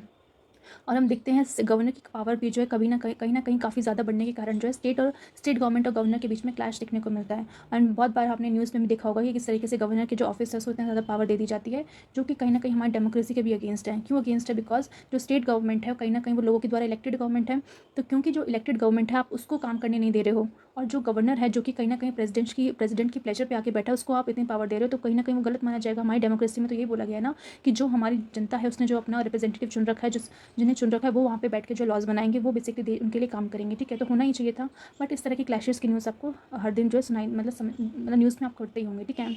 तो मेन रीज़न यही आता है कि सेंटर के पास ज़्यादा एक तरह से मतलब पावर आ जाती है ओवर दी स्टेट उस केस में, क्योंकि वो गवर्नर का अपॉइंटमेंट जो है सेंटर करती है, तो इस केस में जो है सेंटर के पास पावर ज़्यादा आ जाती है एज़ कम्पेयर टू स्टेट, ठीक है। बट हम देखें अमेरिकन कॉन्स्टिट्यूशन में इसका उल्टा होता है, बिकॉज यहाँ पे जो गवर्नर्स होते हैं उसे इलेक्ट किया जाता है, वो भी इलेक्टेड होता है हेड। सबसे पहली बात तो यह है क्योंकि हमारे यहाँ जो गवर्नर है वो अपॉइंटेड है कि प्रेसिडेंट अपनी मर्जी से अपॉइंट कर रहे हैं, जबकि अमेरिका के केस में जितने भी स्टेट हैं जो भी स्टेट है उनकी, तो वहाँ के जो गवर्नर्स होंगे वो लोगों के द्वारा चुने हुए होंगे, ठीक है, बिकॉज वो एक फेडरल कंट्री है। तो वहाँ की जिस तरह से प्रेसिडेंट का वहाँ पे चुनाव किया जाता है, लोग बेसिकली प्रेसिडेंट के इलेक्शन में लोग खुद से जो है वोट डालते हैं कि उन्हें कौन सा प्रेसिडेंट चाहिए। सिमिलरली वहाँ के जो गवर्नर्स होते हैं स्टेट के गवर्नर, वहाँ पे भी लोग जो वोट डाल के अपना गवर्नर चुनते हैं, ठीक है। तो इस तरीके से हम कह सकते हैं कि इंडिया का जो मॉडल है वो एक तरह से कैनेडियन सिस्टम से बिलोंग करता है, ठीक है, क्योंकि कनाडा में भी जो गवर्नर की जो अपॉइंटमेंट होती है वो कौन करता है? प्रेसिडेंट ही करता है, और वो एज अ एजेंट की तरह काम करता है सेंटर के लिए, ठीक है। नेक्स्ट फीचर है इंटीग्रेटेड इलेक्शन मशीनरी। तो इंटीग्रेटेड इलेक्शन मशीनरी में बेसिकली बोला गया है कि हमारे जो इलेक्शंस होते हैं, ठीक है, जो इलेक्शन कमीशन होता है वो कंडक्ट करता है इलेक्शन सिर्फ सेंट्रल लेजिस्लेचर का ही नहीं बल्कि स्टेट लेजिस्लेचर का भी, ठीक है। तो इस तरह की जो बॉडी है जिसे कॉन्स्टिट्यूट किया गया है प्रेसिडेंट के द्वारा, एंड स्टेट हैव नो से इन दिस मैटर, यानी कहीं ना कहीं हमारा जो प्रेसिडेंट है उसने अपनी मर्जी से जो इलेक्शन कमीशन का अपॉइंटमेंट किया है, जो भी इलेक्शन कमिश्नर है, चीफ इलेक्शन कमिश्नर है, तो इन सबके जो अपॉइंटमेंट होता है प्रेसिडेंट करता है। तो प्रेसिडेंट करता तो है, बट क्योंकि वो कहीं ना कहीं वो कमिश्नर जो होते हैं स्टेट के इलेक्शन भी करवाते, तो होना ये चाहिए था कि स्टेट गवर्नमेंट से भी भाई पूछ ले कि हम किनको अपॉइंट करना है किनको नहीं। बट ऐसा नहीं देखने को मिलता है कि स्टेट गवर्नमेंट से बिल्कुल पूछा नहीं जाता है इस बारे में कि हम किसको इलेक्शन कमीशन के लिए अपॉइंट कर रहे हैं, ठीक है। तो जो पोजीशन होती है कहीं ना कहीं हम कह सकते हैं इस same with regard to the removal of its member as well, ठीक है। तो जब आप बात रिमूवल की आती है तो भी जो है स्टेट से पूछा नहीं जाता। तो जब आप अपॉइंट कर रहे हो, जब आप रिमूव कर रहे हो, आप स्टेट से बिल्कुल परमिशन ही नहीं ले रहे हो, तो इसका मतलब क्या है कि आप फेडरलिज्म को कहीं ना कहीं हार्म कर रहे हो, ठीक है। अब हम यूएसए में देखें तो यूएसए की अपनी सेपरेट मशीनरी है for the conduct of election at the federal and state level, यानी जो फेडरल यानी जो सेंटर में जो इलेक्शन होंगे उनके लिए अलग बॉडी बनाई की है, और जो स्टेट लेवल पर जो इलेक्शन होंगे उनके अलग बॉडी बनाने की है, ठीक है। अब हम बात करते हैं वीटो ओवर स्टेट बिल्स। तो यहाँ पे हम बात करें कि जो स्टेट गवर्नमेंट होती है यानी जो स्टेट लेजिस्लेचर होता है वो जब अपने पर्टिकुलर बिल्स पास करता है, तो नॉर्मली वहाँ पे भी यही होता है कि जहाँ पे किन पर्टिकुलर स्टेट में अगर लेजिस्लेचर है तो लेजिस्लेचर से बिल गया, बिल पास होने के बाद अगर वहाँ पे लेजिस्लेटिव काउंसिल है तो काउंसिल के पास भी जाएगा, और जब काउंसिल से भी पास हो जाएगा फिर गवर्नर के पास जाता है, गवर्नर अपनी एसेंट देते हैं तो पर्टिकुलर बिल एक्ट बन जाता है, ठीक है। तो नॉर्मल प्रोसेस इस तरीके से होता है। और जिन स्टेट में लेजिस्लेचर नहीं मतलब लेजिस्लेटिव काउंसिल नहीं होती तो वहाँ पे सिर्फ लेजिस्लेटिव असेंबली पास करती है, देन गवर्नर अपनी एसेंट देते हैं, फिर पर्टिकुलर बिल एक्ट बन जाता है। बट कुछ ऐसे बिल्स होते हैं जैसे गवर्नर जो है कहीं ना कहीं रिजर्व करके रख लेते हैं, किसके लिए, प्रेसिडेंट की कंसिडरेशन के लिए, ठीक है। क्यों? बिकॉज वो बिल कहीं ना कहीं जो है हमारे नेशनल इंटरेस्ट की बात कर लो या फिर कॉन्स्टिट्यूशन के लिए काफ़ी ज़्यादा इंपॉर्टेंट होते हैं। तो उस केस में गवर्नर जो है अपनी एसेंट ना देके वो प्रेसिडेंट को कंसिडर करते हैं कि भाई प्रेसिडेंट आप अपनी एसेंट देना इस पर्टिकुलर बिल के लिए, ठीक है। तो वो बिल जब बेसिकली प्रेसिडेंट के पास जाता है एसेंट के लिए, तो प्रेसिडेंट के पास क्या क्या पावर है? पहला कि वो चाहे तो उस एसेंट को रोक के रख सकते हैं, ठीक है। यानी वो पर्टिकुलर बिल जो आया है स्टेट लेजिस्लेचर से तो बिना एसेंट दिए उसको अपने पास विथहोल्ड करके रख सकते हैं, ठीक है। या तो वो फर्स्ट इंस्टांस में मतलब हो सकता है कि पहले वो जो बिल आया था उसको फर्स्ट इंस्टांस में वो भेज दें कि भाई आप फिर से रिकंसिडर करो इस बिल को, मेरे को ये चेंजेस करने हैं। तो मान लो उसने कंसिडर किया, स्टेट लेजिस्लेचर ने फिर से पास करके जो है प्रेसिडेंट को दे दिया, तो प्रेसिडेंट चाहे तो सेकंड इंस्टांस में भी दूसरी बारी में भी जो है इनको वापस वो बिल भेज सकते हैं कि नहीं फिर से आप कंसिडर करो, ठीक है। तो यानी यहाँ पे प्रेसिडेंट के पास पावर है कि वो उस बिल को विथहोल्ड करके भी रख सकते हैं, पहले इंस्टांस के बाद साथ साथ सेकंड इंस्टांस में भी उनको वापस बिल भेज सकते हैं। यानी वो ज़रूरी नहीं है उन्हें कि उन्हें एसेंट देना ही देना है, ठीक है। तो इस केस में हमारे जो प्रेसिडेंट होते हैं वो एब्सोल्यूट वीटो को एंजॉय करते हैं, ठीक है। तो एब्सोल्यूट वीटो क्या है क्या नहीं है तो वो प्रेसिडेंट के चैप्टर में हम अच्छे से कवर करेंगे। तो आपको अभी तक सिर्फ ये पता होना चाहिए आपको कि जो प्रेसिडेंट है, ठीक है, एक उसके पास एब्सोल्यूट वीटो होती है और एक सस्पेंशन वीटो होती है। सस्पेंशन वीटो को वो यूज़ करता है किस केस में? पार्लियामेंट में जब भी बिल पास होता है तो उस केस में सस्पेंशन वीटो को यूज़ करता है, जहाँ पे प्रेसिडेंट के पास पावर है इस वीटो के थ्रू कि जो भी बिल आ रहा है पार्लियामेंट से उसको फर्स्ट इंस्टांस के लिए वो फर्दर रिकंसिडरेशन के लिए पार्लियामेंट के पास भेज सकता है। बट अगर मान लो पार्लियामेंट ने उसको कंसिडर कर लिया, जो भी चेंजेस बोले थे वो कर लिए, चलो ठीक है। बट अगर मान लो उन्होंने कंसिडर नहीं किया, इट मीन्स जैसा का जैसा बिल आया था उसको वैसे ही वापस भेज दिए बिना चेंज करे, तो प्रेसिडेंट को जो है उस पर एसेंट देनी ही देनी पड़ेगी। यानी सिर्फ सस्पेंशन वीटो को सिर्फ फर्स्ट इंस्टांस के लिए यूज़ कर सकते हैं, सेकंड इंस्टांस के लिए नहीं यूज़ कर सकते। जबकि हमारे प्रेसिडेंट जो उनके पास एब्सोल्यूट वीटो की पावर होती है स्टेट बिल के केस में कि वो जब चाहे जो है उनको भेज सकते हैं बिल को, और चाहे तो विदहोल्ड करके रख सकते हैं अपनी परमिशन, अपनी एसेंट ना दें, ठीक है। तो ये पावर हमारे प्रेसिडेंट के पास देखने को मिलेगी कि जो भी स्टेट का बिल आता है उस पर वो वीटो पावर को यूज़ कर सकते हैं हम, स्पेशली कौन सी वीटो पावर को? एब्सोल्यूट वीटो पावर को। अब हम बात करें यूएसए की, ऑस्ट्रेलिया की, तो वहाँ पे जो स्टेट्स हैं उनको ऑटोनॉमी दे रखी हैं विद इन देयर फील्ड, यानी जो भी उनका फील्ड है वहाँ पे उनको ऑटोनॉमी दे रखी है। And there is no provision for any such reservation, यानी उस केस में जिस तरीके से हमारे यहाँ बोला जाता है कि गवर्नर जो है पर्टिकुलर बिल को स्टेट प्रेसिडेंट की कंसिडरेशन के लिए रख सकते, रिजर्व कर सकते हैं, तो उस तरह का रिजर्वेशन जो है यूएसए और ऑस्ट्रेलिया में आपको देखने को नहीं मिलेगा। बिकॉज वहाँ के जो पर्टिकुलर स्टेट उन्हें ऑटोनॉमी दी गई है कि भाई आपका जो गवर्नर है बस आपके लेजिस्लेचर, आपके गवर्नर मिलकर इस बिल को पास करो, फर्दर प्रेसिडेंट को देने की उसको ज़रूरत नहीं है, ठीक है। तो ये सारे फीचर्स आपको यही शो करते हैं क्या कि यूनिटरी है, ठीक है, जो कहीं ना कहीं फेडरलिज्म को हार्म पहुंचा रहे हैं। बिकॉज यहाँ पे इन यूनिटरी फीचर्स में एक ही चीज़ आपको देखने को मिलेगी, जो हमारे सेंटर है उसके पास ज़्यादा पावर है as compare to the state government, ठीक है। तो नेक्स्ट टॉपिक हम कवर करेंगे वो है critical evaluation of the federal system, कि इंडिया ने जो फेडरल सिस्टम को अडॉप्ट किया है तो उसका हम देखेंगे कि कैसे लोगों ने उसको क्रिटिकली इवैल्यूएट किया है कि वो कैसा है, सही है, नहीं है। तो वो हम ये करके देखते हैं। तो ये पॉलिटिकल एक्सपर्ट्स जो हैं उन्होंने अपना अपना व्यू पॉइंट दिया है हमारी जो फेडरल सिस्टम है उसके बारे में। तो सबसे पहले हम बात करते हैं केसी वेरे की। तो केसी वेरे जी बेसिकली बोलते हैं कि जो हमारा जो फेडरल सिस्टम है वो क्वासी फेडरल है, ठीक है। और वो मानते हैं कि इंडिया जो है इज़ अ यूनियन, ठीक है। इंडियन यूनियन जो है वो बेसिकली क्या है? Unitary state with subsidiary federal features है, ठीक है।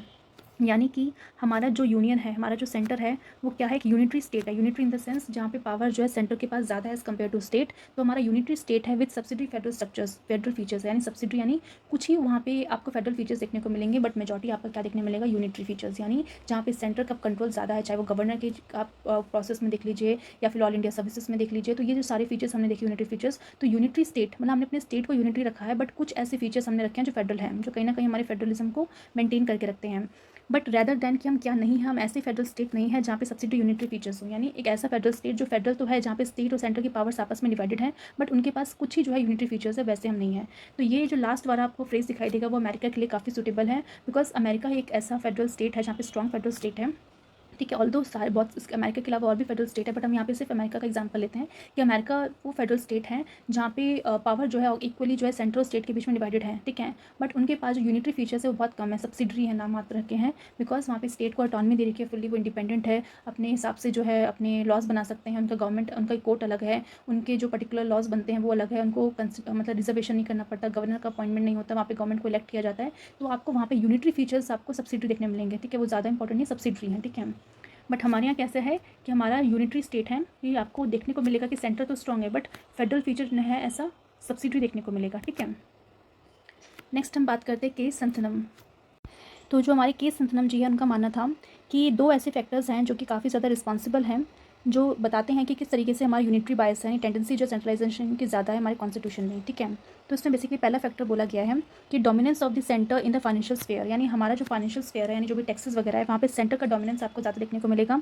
यानी जो सेंटर ने टैक्सेस बनाने के उसमें ज़्यादा से ज़्यादा टैक्सेस जो है उस पर सेंटर ही कहीं ना कहीं जो है लेवी करता है, उससे रिलेटेड लॉस बनाने की पावर सेंटर के पास है और स्टेट के पास बहुत ही कम देखने को मिलेगी। ठीक है। और अब जब से जीएसटी आया आप देख सकते हो कि बहुत सारे टैक्सेस है जो स्टेट के टैक्सेस थे वो भी जीएसटी के अंदर इंक्लूड हो गए हों, और तो सबको कंपनसेशन दिया जाता है, उनका जो भी अमाउंट है वो दिया जाता है। ठीक है। बट लॉज बनाने की कह सकते हैं जो पावर है वो सेंटर के पास आ गई है। ठीक है। And dependence of the state upon the centre grant, तो यानी कहीं ना कहीं जो स्टेट है उनसे उनको बेसिकली डिपेंडेंट कर दिया है कि वो सेंटर के जो ग्रांट है उन पे वो डिपेंडेंट रहेंगे। यानी कल को स्टेट गवर्नमेंट को कोई भी फाइनेंस से कोई भी चीज़ चाहिए होगी, पैसा चाहिए होगा, तो उन्हें सेंटर की जो ग्रांट है उस पर डिपेंडेंट रहना पड़ेगा, बिकॉज हर एक स्टेट गवर्नमेंट के पास जो भी पैसा आता है टैक्सेस से पैसा आ रहा है। ठीक है। जो भी वो टैक्सेस लगा रहा है, बट उन टैक्सेस पे कहीं ना कहीं लॉ बनाने की पावर, उनको लेवी करने की पावर अगर सेंटर गवर्नमेंट के पास आ जाएगी तो कहीं ना कहीं जो पैसा है उसके लिए वो सेंटर के पास उन्हें जाना पड़ेगा, भाई हमें ये पॉलिसीज़ लानी है, ये डेवलपमेंट का काम करना है, ये रेलवे लाइन बिछानी है या ब्रिज बनाना है, तो हमें भाई पैसा चाहिए, तो वो सेंटर गवर्नमेंट से उन्हें ग्रांट पे रहना पड़ेगा। ठीक है। तो ये इन्होंने एक पहला फैक्टर बताया। सेकंड फैक्टर उन्होंने बताया कि the emergence of a powerful east while planning commission, यानी जो पहले जो प्लानिंग कमीशन हुआ करती थी, जब 1950s में हमारा कॉन्स्टिट्यूशन फ्रेम हुआ तो प्लानिंग कमीशन को बनाया गया, जो कि 5 ईयर का प्लान बनाता था कि किस तरीके से 5 साल में कौन कौन से टारगेट्स को अचीव करना है, जो डेवलपमेंट का काम करना है। जैसे सबसे पहले जो था कह सकते हैं एग्रीकल्चर में फोकस ज़्यादा दिया गया, बिकॉज एग्रीकल्चर में काफ़ी ज़्यादा लोग थे जो एग्रीकल्चर पे डिपेंडेंट थे और एग्रीकल्चर से इकॉनमी काफ़ी अच्छी आ रही थी। और क्योंकि उस समय जो था हमारा कंट्री इतना ज़्यादा एडवांस नहीं था कि हम जो है बेसिकली सर्विस सेक्टर जैसे कह लो या फिर इंडस्ट्रियल सेक्टर की तरफ ज़्यादा जा सकें, क्योंकि हम शुरू से ही जो एग्रीकल्चर ज़्यादा जुड़े हुए थे, उस समय ज़्यादा लोग एग्रीकल्चर पे काम करते थे। तो उस 5 ईयर प्लान में एग्रीकल्चर को कैसे और ज़्यादा बढ़ाना है, कैसे उसकी प्रोडक्टिविटी बनानी है, ईल्ड बढ़ानी है, सो दैट हम अपनी कंट्री के लिए तो उसको यूज़ कर ही सकें, बट कहीं ना कहीं अगर बात की जाए इतना प्रोडक्शन बढ़ाना है कि हम मतलब बाहर भी इसको एक्सपोर्ट कर सकें। तो इस तरह का हमारे प्लानिंग कमीशन काम करता था। बट क्योंकि प्लानिंग कमीशन सेंटर के द्वारा बनाया हुआ था, सेंटर के इंस्ट्रक्शन को फॉलो करता था, और जो भी डेवलपमेंट्स के प्लान थे वो आप कह सकते हैं सेंटर ही बनाता था। यानी स्टेट गवर्नमेंट से बिल्कुल यहाँ पे पूछा नहीं जाता था कि स्टेट गवर्नमेंट को किस तरह से डेवलपमेंट चाहिए अपने स्टेट में। तो इसलिए प्लानिंग कमीशन को कई बार जो क्रिटिसाइज़ किया जाता है कि ऑल्दो ये कॉन्स्टिट्यूशनल बॉडी नहीं है, ये सिर्फ एग्जीक्यूटिव रेजोल्यूशन के द्वारा आई थिंक लाई गई थी, आप चेक कर सकते हैं किसके द्वारा लाई गई थी, तो इतनी पावर फिर भी इसको दी गई है। ठीक है।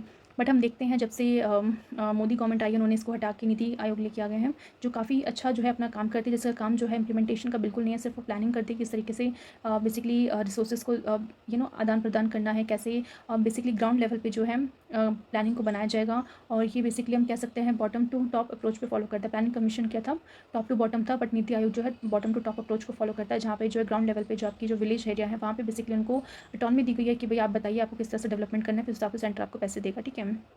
और नीति आयोग कह सकते हैं बहुत इंपॉर्टेंट रोल प्ले करता है कोऑपरेटिव फेडरलिज्म का, कि फेडरलिज्म को स्ट्रेंथन करने का काम नीति आयोग काफ़ी ज़्यादा करता है, जो कि प्लानिंग कमीशन नहीं करता था।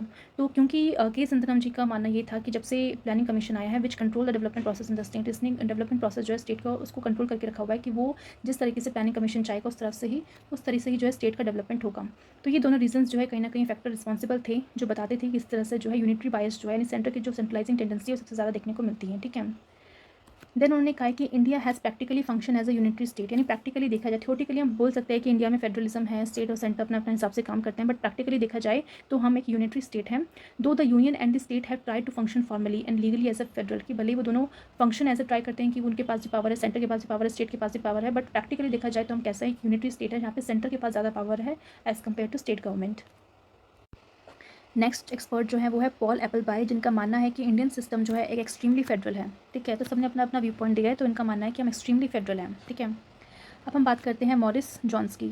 तो मॉरिस जॉन्स का मानना है कि हम बार्गेनिंग फेडरलिज्म है, बार्गेनिंग इन द सेंस कि जहाँ पे कह सकते हैं कि प्रॉपर फेडरलिज्म नहीं है, क्योंकि सेंटर के पास ज़्यादा पावर है, तो एक तरह से स्टेट जो है बार्गेनिंग पे जीता है ना, बार्गेनिंग जिस तरह से हम करते हैं ना कि कम ज़्यादा, तो उस तरह से हमारा फेडरलिज्म देखने को मिलेगा। नेक्स्ट है एवोजेनिक्स। से कहते हैं एवोजेनिक का मानना है कि फेडरलिज्म तो है but with a strong centralising tendency है। तो हम कह सकते हैं एकदम एग्जैक्ट जो हम कहते हैं ना एक फ्रेज, तो वो फ्रेज किसने दिया, एवोजेनिक्स ने, कि येस फेडरलिज्म तो ऑल्दो है कि हमारे सेंट्रल स्टेट की पावर डिवाइडेड है, बट कहीं ना कहीं हमारा स्ट्रॉन्ग सेंट्रलाइजिंग टेंडेंसी देखने को मिलता है कि सेंटर के पास ज़्यादा पावर है। देन उन्होंने बोला है कि जो इंडियन कॉन्स्टिट्यूशन है is mainly federal with unique safeguard for enforcing national unity and growth, कि इंडिया का जो कॉन्स्टिट्यूशन है इज़ मेनली फेडरल, कि भले ही वो फेडरल है but with unique safeguard for enforcing national unity and growth, यानी कि जब जब बात नेशनल यूनिटी की होगी, ग्रोथ की होगी, तो कह सकते हैं उस केस में जो है हमारा सेंटर के पास पावर आ जाएगा, बिकॉज सेंटर के पास अगर पावर रहेगा तभी तो वो नेशनल यूनिटी और उसकी ग्रोथ के लिए काम कर पाएगा। बिकॉज अगर फेडरल की हम बात करें जहाँ पे स्टेट अपने हिसाब से काम करे, सेंटर अपने हिसाब से, तो उस केस में यूनिटी मेंटेन कर पाना मुश्किल है। तो ऑल्दो तो हम फेडरल है बट जब जब बात हमारे देश की एकता की होगी, हमारी डेवलपमेंट की होगी, तो उस केस में जो है हमारा जो यूनिटरी फीचर है वो इंपॉर्टेंट हो जाएगा, सेंटर का रोल इंपॉर्टेंट हो जाएगा। उसके बाद है एलेक्जेंड्रोविच। एलेक्जेंड्रोविच का बेसिकली मानना है कि इंडिया इज़ अ केस स्वी जनरस है, यानी यूनिक इन करेक्टर है, मतलब इंडिया में जो फेडरल सिस्टम है वो एकदम यूनिक है। तो नॉर्मली जिन जिन कंट्रीज़ में हमने फेडरल फीचर्स देखे थे तो उनके फेडरल फीचर्स नॉर्मली एक जैसे थे कि वहाँ पे सेंटर और स्टेट के बीच में पावर्स डिवाइडेड हैं इस तरीके से, बट इंडिया का जो फेडरलिज्म अलग ही है कि ऑल्दो वो नाम के लिए फेडरल है पर देखा जाए तो सेंटर के पास ज़्यादा पावर है। तो इसलिए एलेक्जेंड्रोविच ने इंडिया का जो फेडरलिज्म है उसको एक यूनिक करेक्टर दे दिया कि भाई किसी से मैच नहीं करता, इंडिया का एक अलग से इंडिया का एक फेडरलिज्म है, ठीक है। नेक्स्ट है ग्रेविन ऑस्टिन। तो ग्रेविन ऑस्टिन का मानना ये है कि जो इंडिया का फेडरलिज्म है वो एक तरह का कॉपरेटिव फेडरलिज्म है, ठीक है, जहाँ पे दोनों के बीच में अच्छे से कॉपरेशन होती है।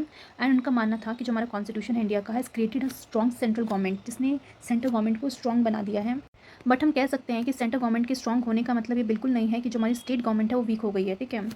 All the central government strong है बट स्टेट गवर्नमेंट वीक हो गई है, ऐसा हमारे कॉन्स्टिट्यूशन नहीं कहता, ठीक है। And has not reduce them to the level of administration agencies for the execution of policies of the central government, और ना ही उन्हें इस तरीके से कमज़ोर कर दिया गया है कि वो अपने एडमिनिस्ट्रेशन एजेंसीज जो है उनके जो भी एग्जीक्यूशन पॉलिसीज है वो अच्छे से ना कर पाएँ, ठीक है। तो ऑल दो हमने फेडरलिज्म मेंटेन किया है, हमारी सेंट्रल गवर्नमेंट भी अच्छे से काम करती है, स्टेट गवर्नमेंट भी अच्छे से काम करती है, बट इसका मतलब ये नहीं कि सेंटर का स्ट्रॉन्ग होना मतलब स्टेट का वीक होना बिल्कुल नहीं है। दोनों बस कह सकते हैं थोड़ी सी पावर जो है सेंटर को ज़्यादा मिली है एज़ कम्पेयर टू स्टेट, वो भी इसलिए बिकॉज हम कह सकते हैं नेशनल यूनिटी एंड ग्रोथ के लिए हमारा इंपॉर्टेंट है, इसलिए कॉन्स्टिट्यूशन में ज़्यादा पावर दी गई है। और ग्रेविन ऑस्टिन कहते हैं कि जो इंडिया का फेडरलिज्म है as a new kind of federalism to meet India's particular need, क्योंकि इंडिया की जो नीड्स है वही एक अलग तरीके की है। क्यों अलग तरीके की है? बिकॉज इंडिया खुद में एक डाइवर्स कंट्री है, वहाँ पे हर एक सेक्शन की नीड्स को पूरा करना ज़रूरी है, इसलिए कहीं ना कहीं जो हमारा फेडरेशन है वो काफ़ी नया तरीके का है, न्यू काइंड ऑफ फेडरलिज्म है, ठीक है। अब हम देखते हैं बी आर अम्बेडकर जी ने किस तरीके से इस सब का आंसर्स दिया, बिकॉज कहीं ना कहीं जब लोगों ने क्रिटिसाइज़ किया होगा तो बी आर अम्बेडकर जी का क्या वो पॉइंट है वो हम देखते हैं। तो यहाँ पे B R Ambedkar ji basically बोलते हैं कि जो हमारा कॉन्स्टिट्यूशन है is a federal constitution in as much as it establish a dual polity, क्योंकि हमारा जो कॉन्स्टिट्यूशन है वो बेसिकली फेडरल कॉन्स्टिट्यूशन है, क्योंकि यहाँ पे डुअल पॉलिटी को एस्टैब्लिश किया गया है, मतलब सेंट्रल गवर्नमेंट भी आपको देखने को मिलेगी, स्टेट गवर्नमेंट भी आपको देखने को मिलेगी, ठीक है। एंड जो हमारा यूनियन है is not a league of states की तरह नहीं है जहाँ पे united in a loose relationship, nor are the state agencies of the union driving powers from it, यानी कि हमारा जो यूनियन है, हमारा जो इंडिया यूनियन की बात की जाती है कि इंडियन यूनियन है वो एक लीग ऑफ स्टेट्स की तरह नहीं है जहाँ पे वो लूजली आपस में जुड़े हुए हैं, एक नॉर्मल एग्रीमेंट की तरह जुड़े हुए हैं, तो वैसा हमारे केस में नहीं है। और ना ही हमारी स्टेट जो है कह सकते हैं एजेंसीज है यूनियन की जहाँ पे उन्हें पावर्स कहाँ से मिल रही हो, सेंटर से मिल रही हो, नहीं। तो ना ही हम लीग ऑफ स्टेट की तरह हैं, ना ही हमारे जो स्टेट्स हैं वो एजेंसी की तरह काम करते हैं यूनियन की, बिकॉज कहीं ना कहीं जो उन्हें अथॉरिटी मिली हुई है वो अथॉरिटी उन्हें यूनियन से नहीं मिली हुई है, वो अथॉरिटी उन्हें मिली है कॉन्स्टिट्यूशन से। कॉन्स्टिट्यूशन उन्हें पावर देता है, कॉन्स्टिट्यूशन ने उन्हें स्टेट गवर्नमेंट को जो है ऑटोनॉमी दे रखी है, उनके फंक्शंस डिफाइन कर रखे हैं। तो हम कह सकते हैं कि वो स्टेट गवर्नमेंट के सबॉर्डिनेट नहीं है, सेंट्रल गवर्नमेंट के सबॉर्डिनेट नहीं है स्टेट गवर्नमेंट, ठीक है। And both the union and the state are created by the constitution, दोनों कोई कॉन्स्टिट्यूशन ने बनाया है, ठीक है। तो ऐसा हम क्यों कह रहे हैं कि भाई स्टेट जो है सेंटर के हिसाब से काम करेगा? क्यों सेंटर के हिसाब से काम करेगा? वो तो कॉन्स्टिट्यूशन के हिसाब से काम करेगा कि भाई कॉन्स्टिट्यूशन ने उसको जो जो फंक्शंस दिए हैं वहाँ से वो अपनी अथॉरिटी ड्राइव करेगा, ठीक है। And both drive their respective authority from the constitution, ठीक है। फिर बोला गया yet the constitution avoids the tight mould of federalism, ठीक है, कि बोला जा रहा था कि जो हमारा कॉन्स्टिट्यूशन है वो कहीं ना कहीं एक टाइट मोल्ड ऑफ फेडरलिज्म को अपनाना चाहिए था, ठीक है। बट हमारा कॉन्स्टिट्यूशन अवॉइड करता है कि टाइट मोल्ड ऑफ फेडरलिज्म नहीं होना चाहिए, it could be the unitary as well as federal, मतलब टाइट फेडरलिज्म का मतलब है कि जिस तरीके से मतलब अमेरिका में आपको देखने को मिलता है कि आपको टाइट फेडरलिज्म है जहाँ पे मतलब सेंटर बिल्कुल इंटरफेयर नहीं करेगा स्टेट के ऑटोनॉमी में, स्टेट अपने हिसाब से काम करेगा। तो हमारे कॉन्स्टिट्यूशन ने इतना टाइट मोड ऑफ फेडरलिज्म को नहीं अपनाया है, जबकि यहाँ पे हमारे कुछ यूनिटरी फीचर भी रखे हैं, कुछ फेडरल फीचर्स भी रखे हैं। क्यों? According to the requirement of the time and circumstances, ठीक है। बिकॉज कभी कभी टाइम एंड सिचुएशन सर्कमस्टांसेस ऐसी होती हैं कि उस केस में हमारे ज़रूरी होती है कि हमारी यूनिटरी फीचर्स भी रहें। तो सबसे बड़ा एग्जांपल आप देख सकते हैं इमरजेंसी, क्योंकि जब जब इमरजेंसी लगती है, मान लो नेशनल वॉर हो गई है, नेशनल वॉर के समय यानी टाइम ही ऐसा, वो सिचुएशन ही ऐसी है कि उस समय अगर मान लो हम अपनी फेडरल फीचर्स को यूनिटरी फीचर्स नहीं करते तो काफ़ी प्रॉब्लम हो सकती है, ठीक है। बिकॉज उस समय एक अपनी कंट्री को ऐसा होल यूनाइट रखना बहुत ज़्यादा ज़रूरी है, और उस केस में पॉसिबल ये है कि हमारे सेंटर के पास पावर ज़्यादा है कि वो पर्टिकुलरली मतलब अपनी कंट्री को बचाने के लिए जो है अपने हिसाब से जो है वहाँ पे हर एक स्टेट में जो है अपने लॉज बनाए या फिर जिस तरीके से सिचुएशन को हैंडल करना है उस तरह से हैंडल करे, ठीक है। तो टाइम एंड सर्कमस्टांसेस के हिसाब से जो है हमारे यूनिटरी और फेडरल फीचर्स जो है बेसिकली अपना अपना रोल प्ले करता है। जब लगता है सिचुएशन ठीक है तो हम फेडरल फीचर्स को अच्छे से फॉलो करते हैं, जब सिचुएशन थोड़ी सी लगती है कि थोड़ी सी टेंस है तो हमारे यूनिटरी फीचर्स जो है फिर सामने आते हैं। और इन सब का बेसिकली मेन पर्पस यही है किसी तरीके से इंडिया की यूनिटी को बरकरार रखना है। और हम ये भी कह सकते हैं कि जब यहाँ पे बोला गया है कि टाइम एंड सर्कमस्टांसेस में, तो जिस तरीके से हम देखते हैं कि हमारा अगर स्टेट है उसको ज़्यादा ऑटोनॉमी दे दी जाए और ज़्यादा फेडरलिज्म के चक्कर में स्टेट को भी इतना ज़्यादा स्ट्रॉन्ग कर दिया जाए और सेंटर के पास इतनी एक एक्स्ट्रा पावर नहीं रहेगी, तो कल के कोई भी स्टेट उठ के जो है हम अपना अपनी ऑटोनॉमी चाहेगा कि भाई मुझे तो सेंटर इस यूनियन से अलग होना है, मैं इंडिया से अलग होना है। जिस तरीके से आप देखते हो कितने सारे जो है सेपरेट टेंडेंसीज हमारे कंट्री में देखने को मिलती है। कोई कहीं से बोल रहा है, कोई कहीं से आवाज़ आ रही है, कोई खालिस्तान बनाना चाहता है, कोई नॉर्थ ईस्ट में जो भी आपकी देखोगे जो भी नक्सलाइट्स हैं वो अपना अपना एरिया डिमांड करते रहते हैं। तो इन सब की जो ये सब चीज़ें जो आवाज़ें उठ रही होती है कहीं ना कहीं इनको दबाने के लिए और इंडिया को इन सब चीज़ों से बचाने के लिए ज़रूरी है कि सेंटर के पास थोड़ी सी एक्स्ट्रा पावर रहे, सो दैट वो इन सारी चीज़ों को रोक सके और इंडिया की जो बेसिकली जो स्ट्रेंथ है, उसकी जो सोवरेनिटी है, उसकी जो इंटीग्रिटी है, उसकी यूनिटी को मेंटेन कर सके, ठीक है। तो जब जब ऐसे सर्कमस्टांसेस आएंगे तब ज़रूरी है कि वो India as a unity features की तरह काम करें। नेक्स्ट बेसिकली बोला जा रहा था बाबा साहब अम्बेडकर जी को कि लोग बेसिकली इस बात में क्रिटिसाइज़ कर रहे थे कि टू मच सेंट्रलाइजेशन कर दिया गया है, यानी इतनी ज़्यादा पावर सेंटर को दे दी है आप लोगों ने। जब कॉन्स्टिट्यूशन को बना रहे थे तो आपने इतनी सारी पावर सेंटर को दे दी है, तो कहीं ना कहीं से जो स्टेट गवर्नमेंट है, जो म्यूनसिपालिटीज़ है, उनके पास कोई पावर ही नहीं रही। तो इस बेसिस पर उन्होंने कहा है कि हमने जो जो आप कह रहे हैं कि हमने टू मच सेंट्रलाइजेशन किया है, तो कहीं ना कहीं उनका मानना ये है, बी आर अम्बेडकर जी का, कि जो लोग ऐसा बात कर रहे हैं उनको कोई मिसअंडरस्टैंडिंग है। बिकॉज मिसअंडरस्टैंडिंग इसलिए बिकॉज कि उन्होंने हमारे कॉन्स्टिट्यूशन को अच्छे से पढ़ा ही नहीं। बिकॉज अगर अच्छे से पढ़ा होता तो ये चीज़ समझते कि जो जिस तरह से बात कर रहे हैं टू मच सेंट्रलाइजेशन की, वो बात आती नहीं। बिकॉज हमारे कॉन्स्टिट्यूशन में जो भी रिलेशंस बताए गए सेंटर एंड स्टेट के, तो उस केस में हम कह सकते हैं जब भी हम बात करते हैं central relation with the state government, it is necessary to bear in mind the fundamental principle on which it rest. मतलब जिस फंडामेंटल प्रिंसिपल के बेसिस में हमने सेंट्रल स्टेट के रिलेशनशिप बनाए हैं, तो वो चीज़ें आपको दिमाग में रखना पड़ेगा। तो अगर आपको हमारी कंट्री का सेंट्रल स्टेट के बीच में रिलेशन समझना है कि किस तरीके से हमारी पावर्स डिवाइडेड है, तो आपको हमारे कॉन्स्टिट्यूशन को अच्छे से पढ़ना पड़ेगा। जब तक हमारे कॉन्स्टिट्यूशन को अच्छे से नहीं पढ़ोगे तब तक आपको जो है ये ऐसे ही फील होगा कि हमने जो है कुछ ज़्यादा सेंट्रलाइजिंग टेंडेंसी जो है दे रखी है, ठीक है। तो बी आर अम्बेडकर जी का ही माना था कि अगर आपको लग रहा है कि हमने टू मच सेंट्रलाइजेशन कर रखा है, तो इट मीन्स आपने हमारे कॉन्स्टिट्यूशन को अच्छे से पढ़ा नहीं है। बिकॉज आपने अच्छे से पढ़ा हो तो देखा होता कि हमारे सेंट्रल स्टेट के रिलेशंस कैसे हैं, ठीक है। Next point B R Ambedkar ji बोलते हैं कि यहाँ पे बोला गया है कि the basic principle of federalism is that the legislative and executive authority is partition between centre and state, not by any law to be made by the centre but by the constitution. यानी कि जब यहाँ पे बात की जा रही है फेडरलिज्म की, तो यहाँ पे फेडरलिज्म का मतलब ये नहीं है कि भाई सेंटर को ज़्यादा पावर दे दी है, स्टेट को पावर कम दी है, नहीं। आप इस बेसिस पे चेक करो कि जो पावर है इन टर्म्स ऑफ लेजिस्लेटिव, यानी उन्हें लॉ बनाने की पावर है दी गई है, और एग्जीक्यूटिव जहाँ पे उन्हें एग्जीक्यूट करने की पावर दी गई है। तो क्योंकि हमने लेजिस्लेचर बनाया है जहाँ पे पार्लियामेंट भी भाई लॉ बना सकता है अपने लेजिस्लेचर में, एंड स्टेट को भी लेजिस्लेचर दिया गया है कि वो लॉ बना सकता है। सिमिलरली आपको पार्लियामेंट की एग्जीक्यूटिव अथॉरिटी मिलेगी जहाँ पे वो एग्जीक्यूट कर सकती है, उनको पर्टिकुलर लॉ को इंप्लीमेंट कर सकती है। सिमिलरली स्टेट भी अपनी एग्जीक्यूटिव अथॉरिटी में अपनी लॉ को इंप्लीमेंट कर सकती है। जब ये दोनों चीज़ें हमने दोनों को ही दे रखी है, पार्लियामेंट को भी पावर दे रखी है भाई तुम अपने लॉ बना, तुम अपना एग्जीक्यूशन करो, एंड स्टेट को भी पावर दे रखी है कि तुमने अपना लॉ बनाना है, तुमने अपना एग्जीक्यूशन करना है। तो इस बेसिस पे हम कह रहे हैं कि हमारा कंट्री फेडरलिज्म है। इस बेसिस पे आप क्यों जज कर रहे हो कि आप ये देख रहे हो कि सेंटर के पास ज़्यादा पावर है, स्टेट के पास कम पावर नहीं। ये देखो कि हमने दोनों को ही जो है पावर दे रखी है लॉ बनाने की, उनको एग्जीक्यूट करने की। और ये पावर जो है किसी लॉ से नहीं आया जो सेंटर ने लॉ बनाया, नहीं, ये कॉन्स्टिट्यूशन से निकल के आए। वो कॉन्स्टिट्यूशन जैसे बी आर अम्बेडकर और बाकी सभी इंपॉर्टेंट लीडर्स ने मिलकर फ्रेम किया है, ठीक है। तो यहाँ पे बेसिकली बोला गया है कि जो बेसिक प्रिंसिपल है फेडरलिज्म का वो ये होता है कि जो लेजिस्लेटिव एग्जीक्यूटिव अथॉरिटी है उसके बीच में पार्टीशन होना चाहिए सेंट्रल स्टेट के बीच में। यानी सेंटर को भी हमने एक लेजिस्लेटिव अथॉरिटी दे रखी है जहाँ पे वो लॉ बना सकता है, और एग्जीक्यूटिव अथॉरिटी दे रखी है जहाँ पे वो अपने लॉ को इंप्लीमेंट कर सकता है। सिमिलरली स्टेट को भी हमने लेजिस्लेटिव अथॉरिटी दे रखी है जहाँ पे वो अपना लॉ बना सकता है, एग्जीक्यूटिव जहाँ पे उसे इंप्लीमेंट कर सकता है। तो ये दोनों चीज़ें जब हमने सेंट्रल स्टेट के बीच में जैसे डिवाइड कर रखी है, तो हम कह सकते हैं कि हमने फेडरलिज्म को अपनाया है, ठीक है। फेडरलिज्म का मतलब ये नहीं समझना है कि हमने सेंटर को ज़्यादा पावर दे दी, स्टेट को कम पावर दे दी, नहीं। फेडरलिज्म का मतलब ये होना चाहिए जो बेसिकली जो लेजिस्लेटिव एग्जीक्यूटिव अथॉरिटी है उसका पार्टीशन जो है इक्वली हमने जब सेंट्रल स्टेट के बीच में कर रखा है कि वो अपने अपने स्फेयर में जो लॉ बना सकते हैं। तो हम कह सकते हैं कि हमारा फेडरलिज्म का बेसिक प्रिंसिपल जो था यही था, और इस चीज़ को हमने अच्छे से इंप्लीमेंट किया है, ठीक है।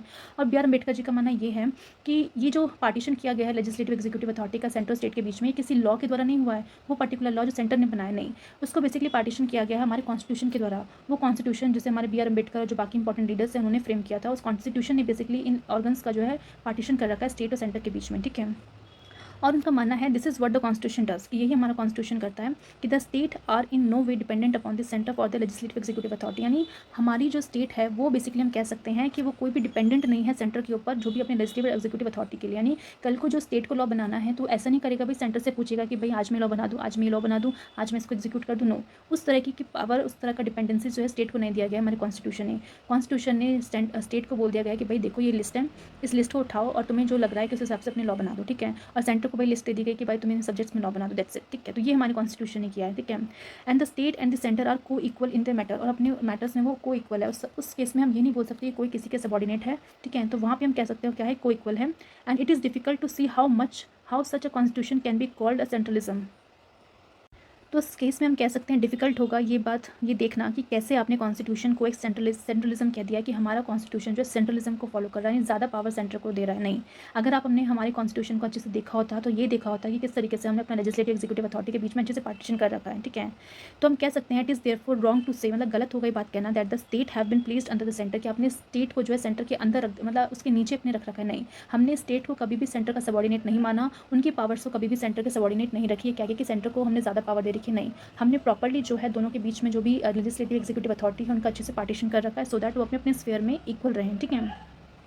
एंड बोला गया है कि the centre can not be by its own will alter the boundary of this partition, ठीक है, नॉर कैन जुडिशरी। और ये जो पार्टीशन कर रखा है, ठीक है, तो बी आर अम्बेडकर जी इसी पे फोर्स कर रहे हैं कि जो हमने पार्टीशन कर रखा है लेजिस्लेटिव और एग्जीक्यूटिव का, इस पार्टीशन को जो है कोई भी फ्यूचर में जो है इसको चेंज नहीं कर सकता, ठीक है। कि चेंज करने का मतलब है कि कल को सेंटर चाहे तो अगर ये बोले कि नहीं, कि जो लेजिस्लेटिव मतलब जो स्टेट का जो लेजिस्लेचर है, ठीक है, वो कल को जो है काम नहीं करेगा, भाई सेंटर ही काम करेगा। या फिर अगर स्टेट को काम करना भी होगा तो हर दिन जो है पूछना पड़ेगा भाई उस सेंटर से कि मैं आज लॉ बना दूँ, आज मैं इम्प्लीमेंट कर दूँ। नहीं, इस तरह की जो पार्टीशन जो ऑलरेडी कॉन्स्टिट्यूशन ने करके दे रखी है, इस कॉन्स्टिट्यूशन को, इस पर्टिकुलर प्रोविजन को जो कॉन्स्टिट्यूशन में कर रखा है, जहाँ पे बोला गया है कि पार्टीशन की है सेंटर और स्टेट के बीच में लेजिस्लेटिव एग्जीक्यूटिव अथॉरिटी की, उस पार्टीशन को कोई चेंज नहीं कर सकता, ना ही हमारा सेंटर ना ही हमारी जुडिशरी। तो जब ये दोनों चीज़ें, दोनों ही लोग इसको चेंज नहीं कर सकते, तो आप कैसे कह सकते हो कि हमने अपने हमारे कॉन्स्टिट्यूशन में जो है ज़्यादा से ज़्यादा पावर सेंटर को दी। अगर सेंटर को दी होती तो चेंज कर पाते ना, बट वो तो चेंज कर ही नहीं सकते, ना ही सेंटर चेंज कर सकता है, ना जुडिशरी चेंज कर सकते। तो किस तरह से आप कह रहे हो कि आपने सेंट्रलाइजिंग टेंडेंसी जो है ज़्यादा देखने को मिलती है। तो ये सारी पॉइंट्स जो हम कह सकते हैं बी आर अम्बेडकर जी ने बोले उन लोगों को जो क्रिटिसाइज़ कर रहे थे हमारे इस मॉडल को, हमारे कॉन्स्टिट्यूशन को, ठीक है। बस ज़रूरत ये थी कि आप हमारे कॉन्स्टिट्यूशन को अच्छे से समझिए और देखिए कि उसमें किस फेडरलिज्म की बात की गई है, तो उस पॉइंट को समझना ज़रूरी था। और साथ ही साथ बी आर अम्बेडकर जी का मानना ये था कि ये जो सेपरेशन ऑफ पावर्स कर रखी हैं सेंट्रल स्टेट के बीच में, इस सेपरेशन ऑफ पावर को, जो डिवीजन ऑफ पावर है, इसको कहीं ना कहीं मतलब जो डिवीजन ऑफ पावर सॉरी तो जो डिवीजन ऑफ पावर कर रखी है सेंट्रल स्टेट के बीच में, इसको जो है कहीं ना कहीं चेक करने का जो मेन काम है वो जुडिशरी को दिया गया है। जुडिशरी को जब लगेगा कि इस तरीके से जो डिवीजन ऑफ पावर है हार्म हो रही है, तो उस केस में वो अपनी जुडिशियल रिव्यू की पावर को यूज़ करके जो है इस पर्टिकुलर लॉ को जो है बेसिकली अनकॉन्स्टिट्यूशन कह सकता है। फिर हम बात करते हैं इस चीज़ को करने के लिए जो है बोमाई केस आया था 1994 में, जहाँ पे सुप्रीम कोर्ट ने कहा था कि जो कॉन्स्टिट्यूशन है इस फेडरल है and characterise the federalism as a basic structure. जहाँ पे कह सकते हैं कि इस बोमाई केस में जो है सुप्रीम कोर्ट ने बेसिक स्ट्रक्चर मान लिया था हमारे फेडरलिज्म को, ठीक है। कि हमारी ये जो फेडरलिज्म है, जहाँ पे जो स्टेट का जो लॉ बनाने का जो लेजिस्लेचर एग्जीक्यूटिव है, इसको बेसिकली कोई, इस पार्टीशन को कोई जो है तोड़ नहीं सकता है। यानी कल को सेंट्रल गवर्नमेंट चाहे तो ये कह दे कि भाई स्टेट गवर्नमेंट कि भाई तुम कल से अपने लेजिस्लेचर में नहीं जाओगे, तुम कोई लॉ नहीं बनाओगे, तुम कोई एग्जीक्यूटिव का काम नहीं करोगे, गवर्नर को हम सारी पावर देते हैं कि भाई गवर्नर ही कल से जो है लॉ बनाएगा, उसे इंप्लीमेंट करेगा। तो इस तरह की चीज़ें जो है वो कर नहीं सकते। अगर वो ऐसा कर भी रहे हैं, कॉन्स्टिट्यूशन में अमेंडमेंट कर रहे हैं, तो वो अमेंडमेंट कहीं ना कहीं अनकॉन्स्टिट्यूशनल हो जाएगी, बिकॉज अब इस फेडरल सिस्टम को, इस फेडरलिज्म को जो है बेसिक स्ट्रक्चर का पार्ट बना दिया गया है, ठीक है। और ये बोला गया है observe that the fact is that under the scheme for our constitution, ठीक है। एंड बेसिकली यहाँ पे बोला गया है the greater power is confirmed upon the centre which the state does not mean that the state are mere appendix of the centre. तो भले ही जो है थोड़ी पावर, ग्रेट पावर सेंटर को दी गई हो, बट इसका मतलब ये नहीं है कि जो स्टेट है हमारे कहीं ना कहीं अपेंडिज है, सेंटर के अंदर आते हैं, ठीक है। तो यहाँ पे बोला गया था state have an independent constitutional existence, यानी कॉन्स्टिट्यूशन ने उन्हें एक इंडिपेंडेंट एग्जिस्टेंस दी है और उस एग्जिस्टेंस को कोई भी चैलेंज नहीं कर सकता और ना ही कोई उसे खत्म कर सकता है। They are not the satellite और the agent of the centre, वो सेंटर के कभी भी सैटेलाइट या एजेंट की तरह काम नहीं करेंगे। Within this sphere allotted to them the state are superior, यानी जो भी स्फीयर उन्हें दिया गया है काम करने का, उस फेयर के अंदर जो है स्टेट गवर्नमेंट जो है अपने सुप्रीम मानी जाएगी, ठीक है। यानी उस पर्टिकुलर मैटर के अंदर जो भी उन्हें उस लॉ बनाना है, तो वहाँ पे वो आराम से जो है लॉ बना सकती हैं, क्योंकि वो अपने उस मैटर के अंदर, उस फेयर के अंदर सुप्रीम है, ठीक है। The fact that the during emergency, but अगर हम बात करते हैं इमरजेंसी की, तो इमरजेंसी के टाइम पे देखें तो and in certain other eventualism their powers are overridden और इनवैल्यूएट बाय द सेंटर। यानी उस केस में जब हम बात करते हैं ना इमरजेंसी लग जाएगी, तो सेंटर जो है सारी की सारी पावर्स होल्ड करेगा। तो वहाँ पे मतलब यही बोला जाता है जुडिशरी के द्वारा कि during the emergency in certain other eventualism जब भी होते हैं, तो उनकी जो पावर है कहीं ना कहीं ओवररिडन हो जाती है और इन्वेडेड हो जाती है बाय द सेंटर। यानी वो पावर कहीं ना कहीं सेंटर के पास आ रही है। इतनी सी नहीं कि हमने स्टेट से पावर छीन ली है, नहीं, वो बस ओवररिडन हो गई है, वो पावर सेंटर को दे दी गई है, ठीक है। It is not destructive of the essential feature of the constitution. तो उस केस में जो लोग बोलते रहते हैं ना कि भाई इमरजेंसी के टाइम पे बिना अमेंडमेंट किए ही, बिना कॉन्स्टिट्यूशन में अमेंडमेंट किए ही आप जो है फेडरल सिस्टम को यूनिटरी सिस्टम में कन्वर्ट कर रहे हो, तो आपको अपनी सोच बदलनी है। सोच इसलिए बदलनी है बिकॉज उस केस में जो है तो उस केस में बेसिकली बोला ये गया है कि जो पावर दे रखी है वो बस ओवररिडन हो रही है, ठीक है। इसका मतलब ये बिल्कुल नहीं है कि जो एसेंशियल फेडरल फीचर है कॉन्स्टिट्यूशन का उसका कोई भी डिस्ट्रक्शन हो रहा है, उसको कोई हार्म नहीं कर रहा है, बस वो पावर जो है थोड़ी समय के लिए ओवररिडन हो रही है जब तक लॉ एंड ऑर्डर को मेंटेन नहीं किया जा सकता।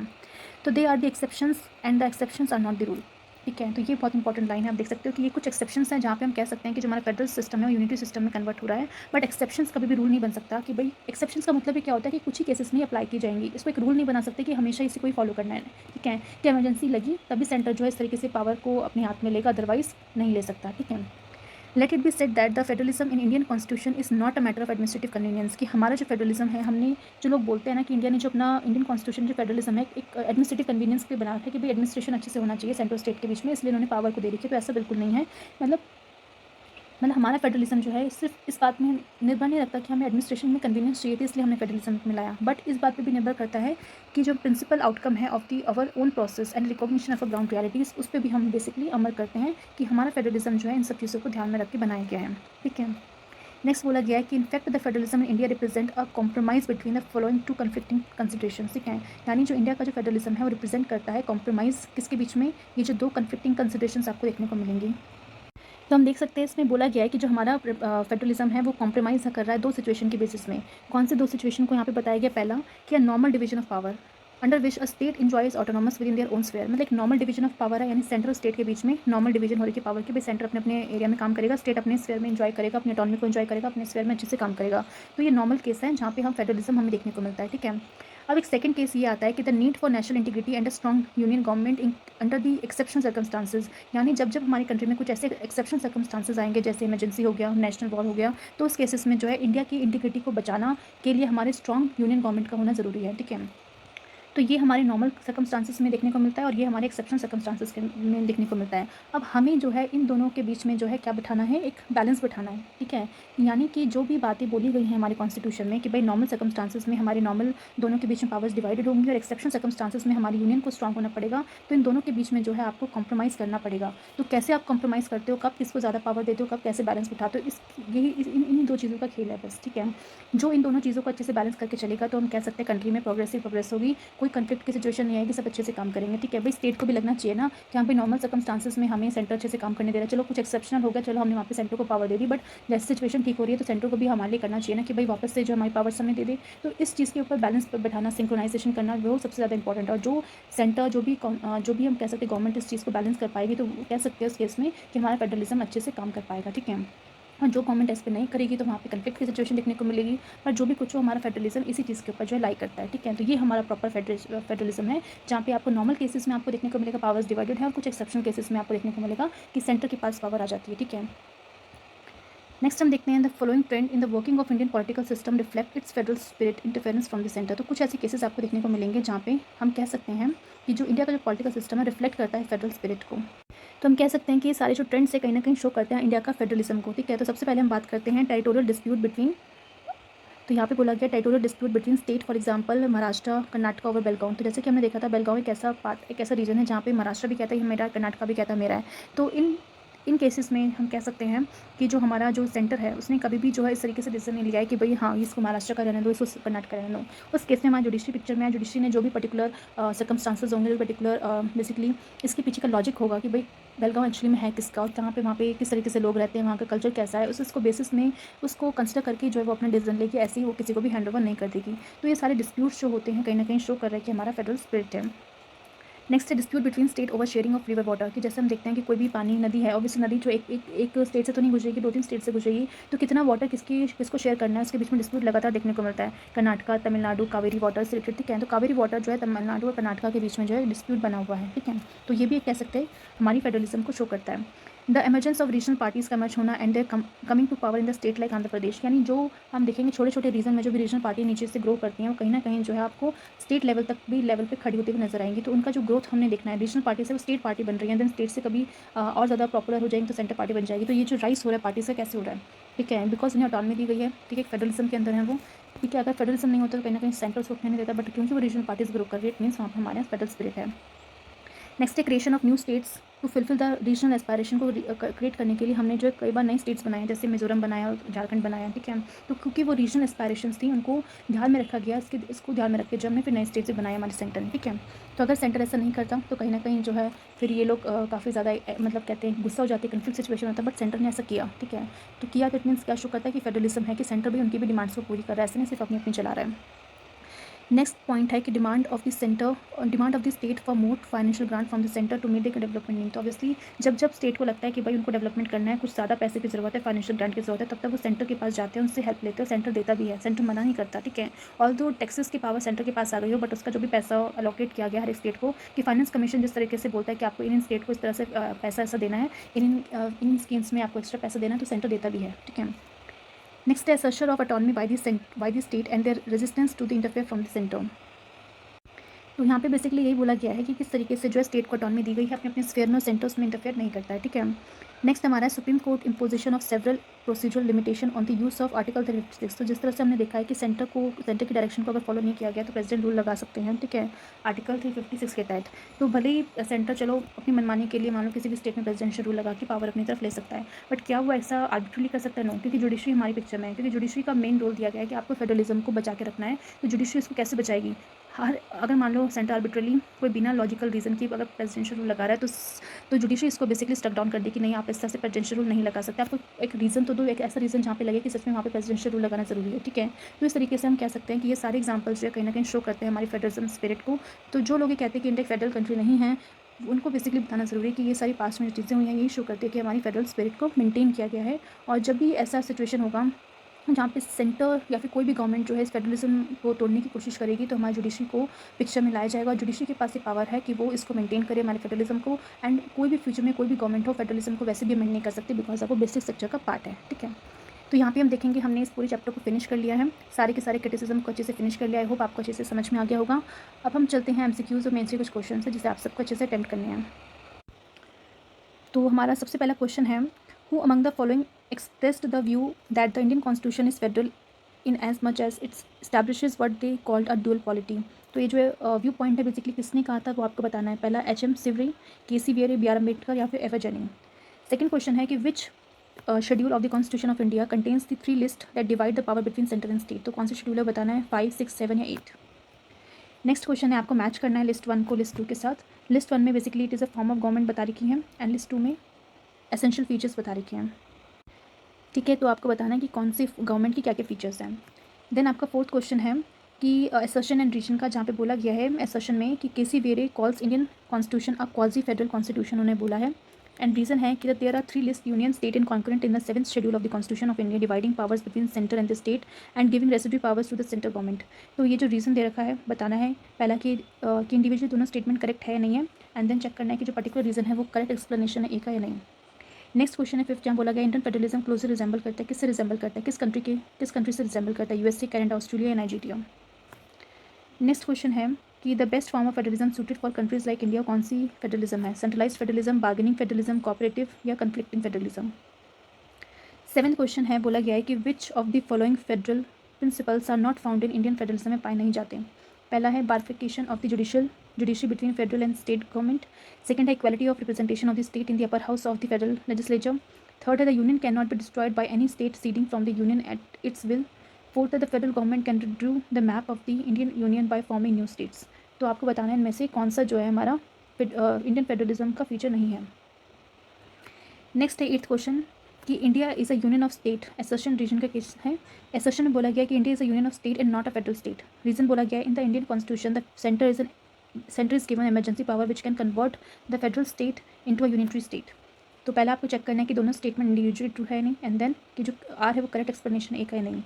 नाइन्थ क्वेश्चन है कि what does the term federation imply का क्या मतलब है, fusion of power, separation of power, division of power, devolution of powers.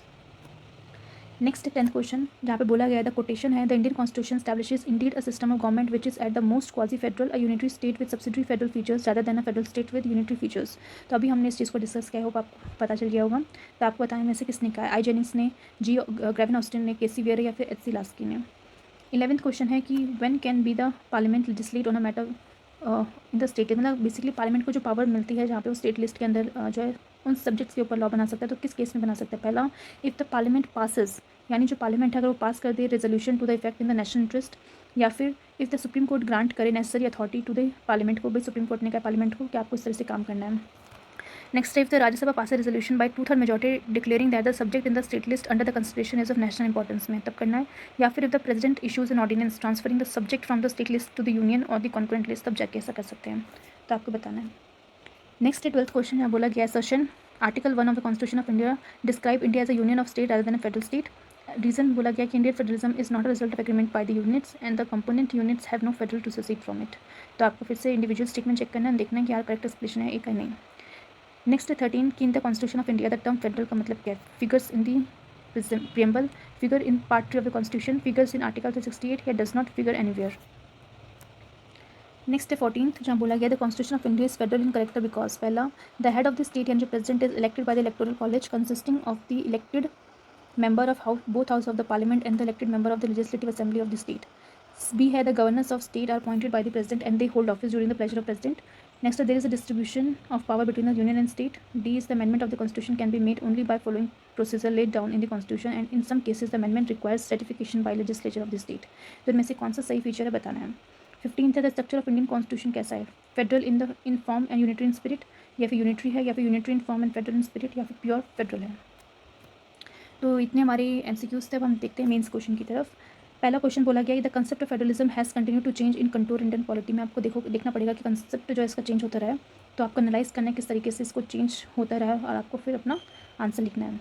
Second question बोला गया कि while the centre and state government both drive the authority from the constitution से drive करते हैं and the Indian constitution provide a federal system with a unitary base, जिसको explain करना है।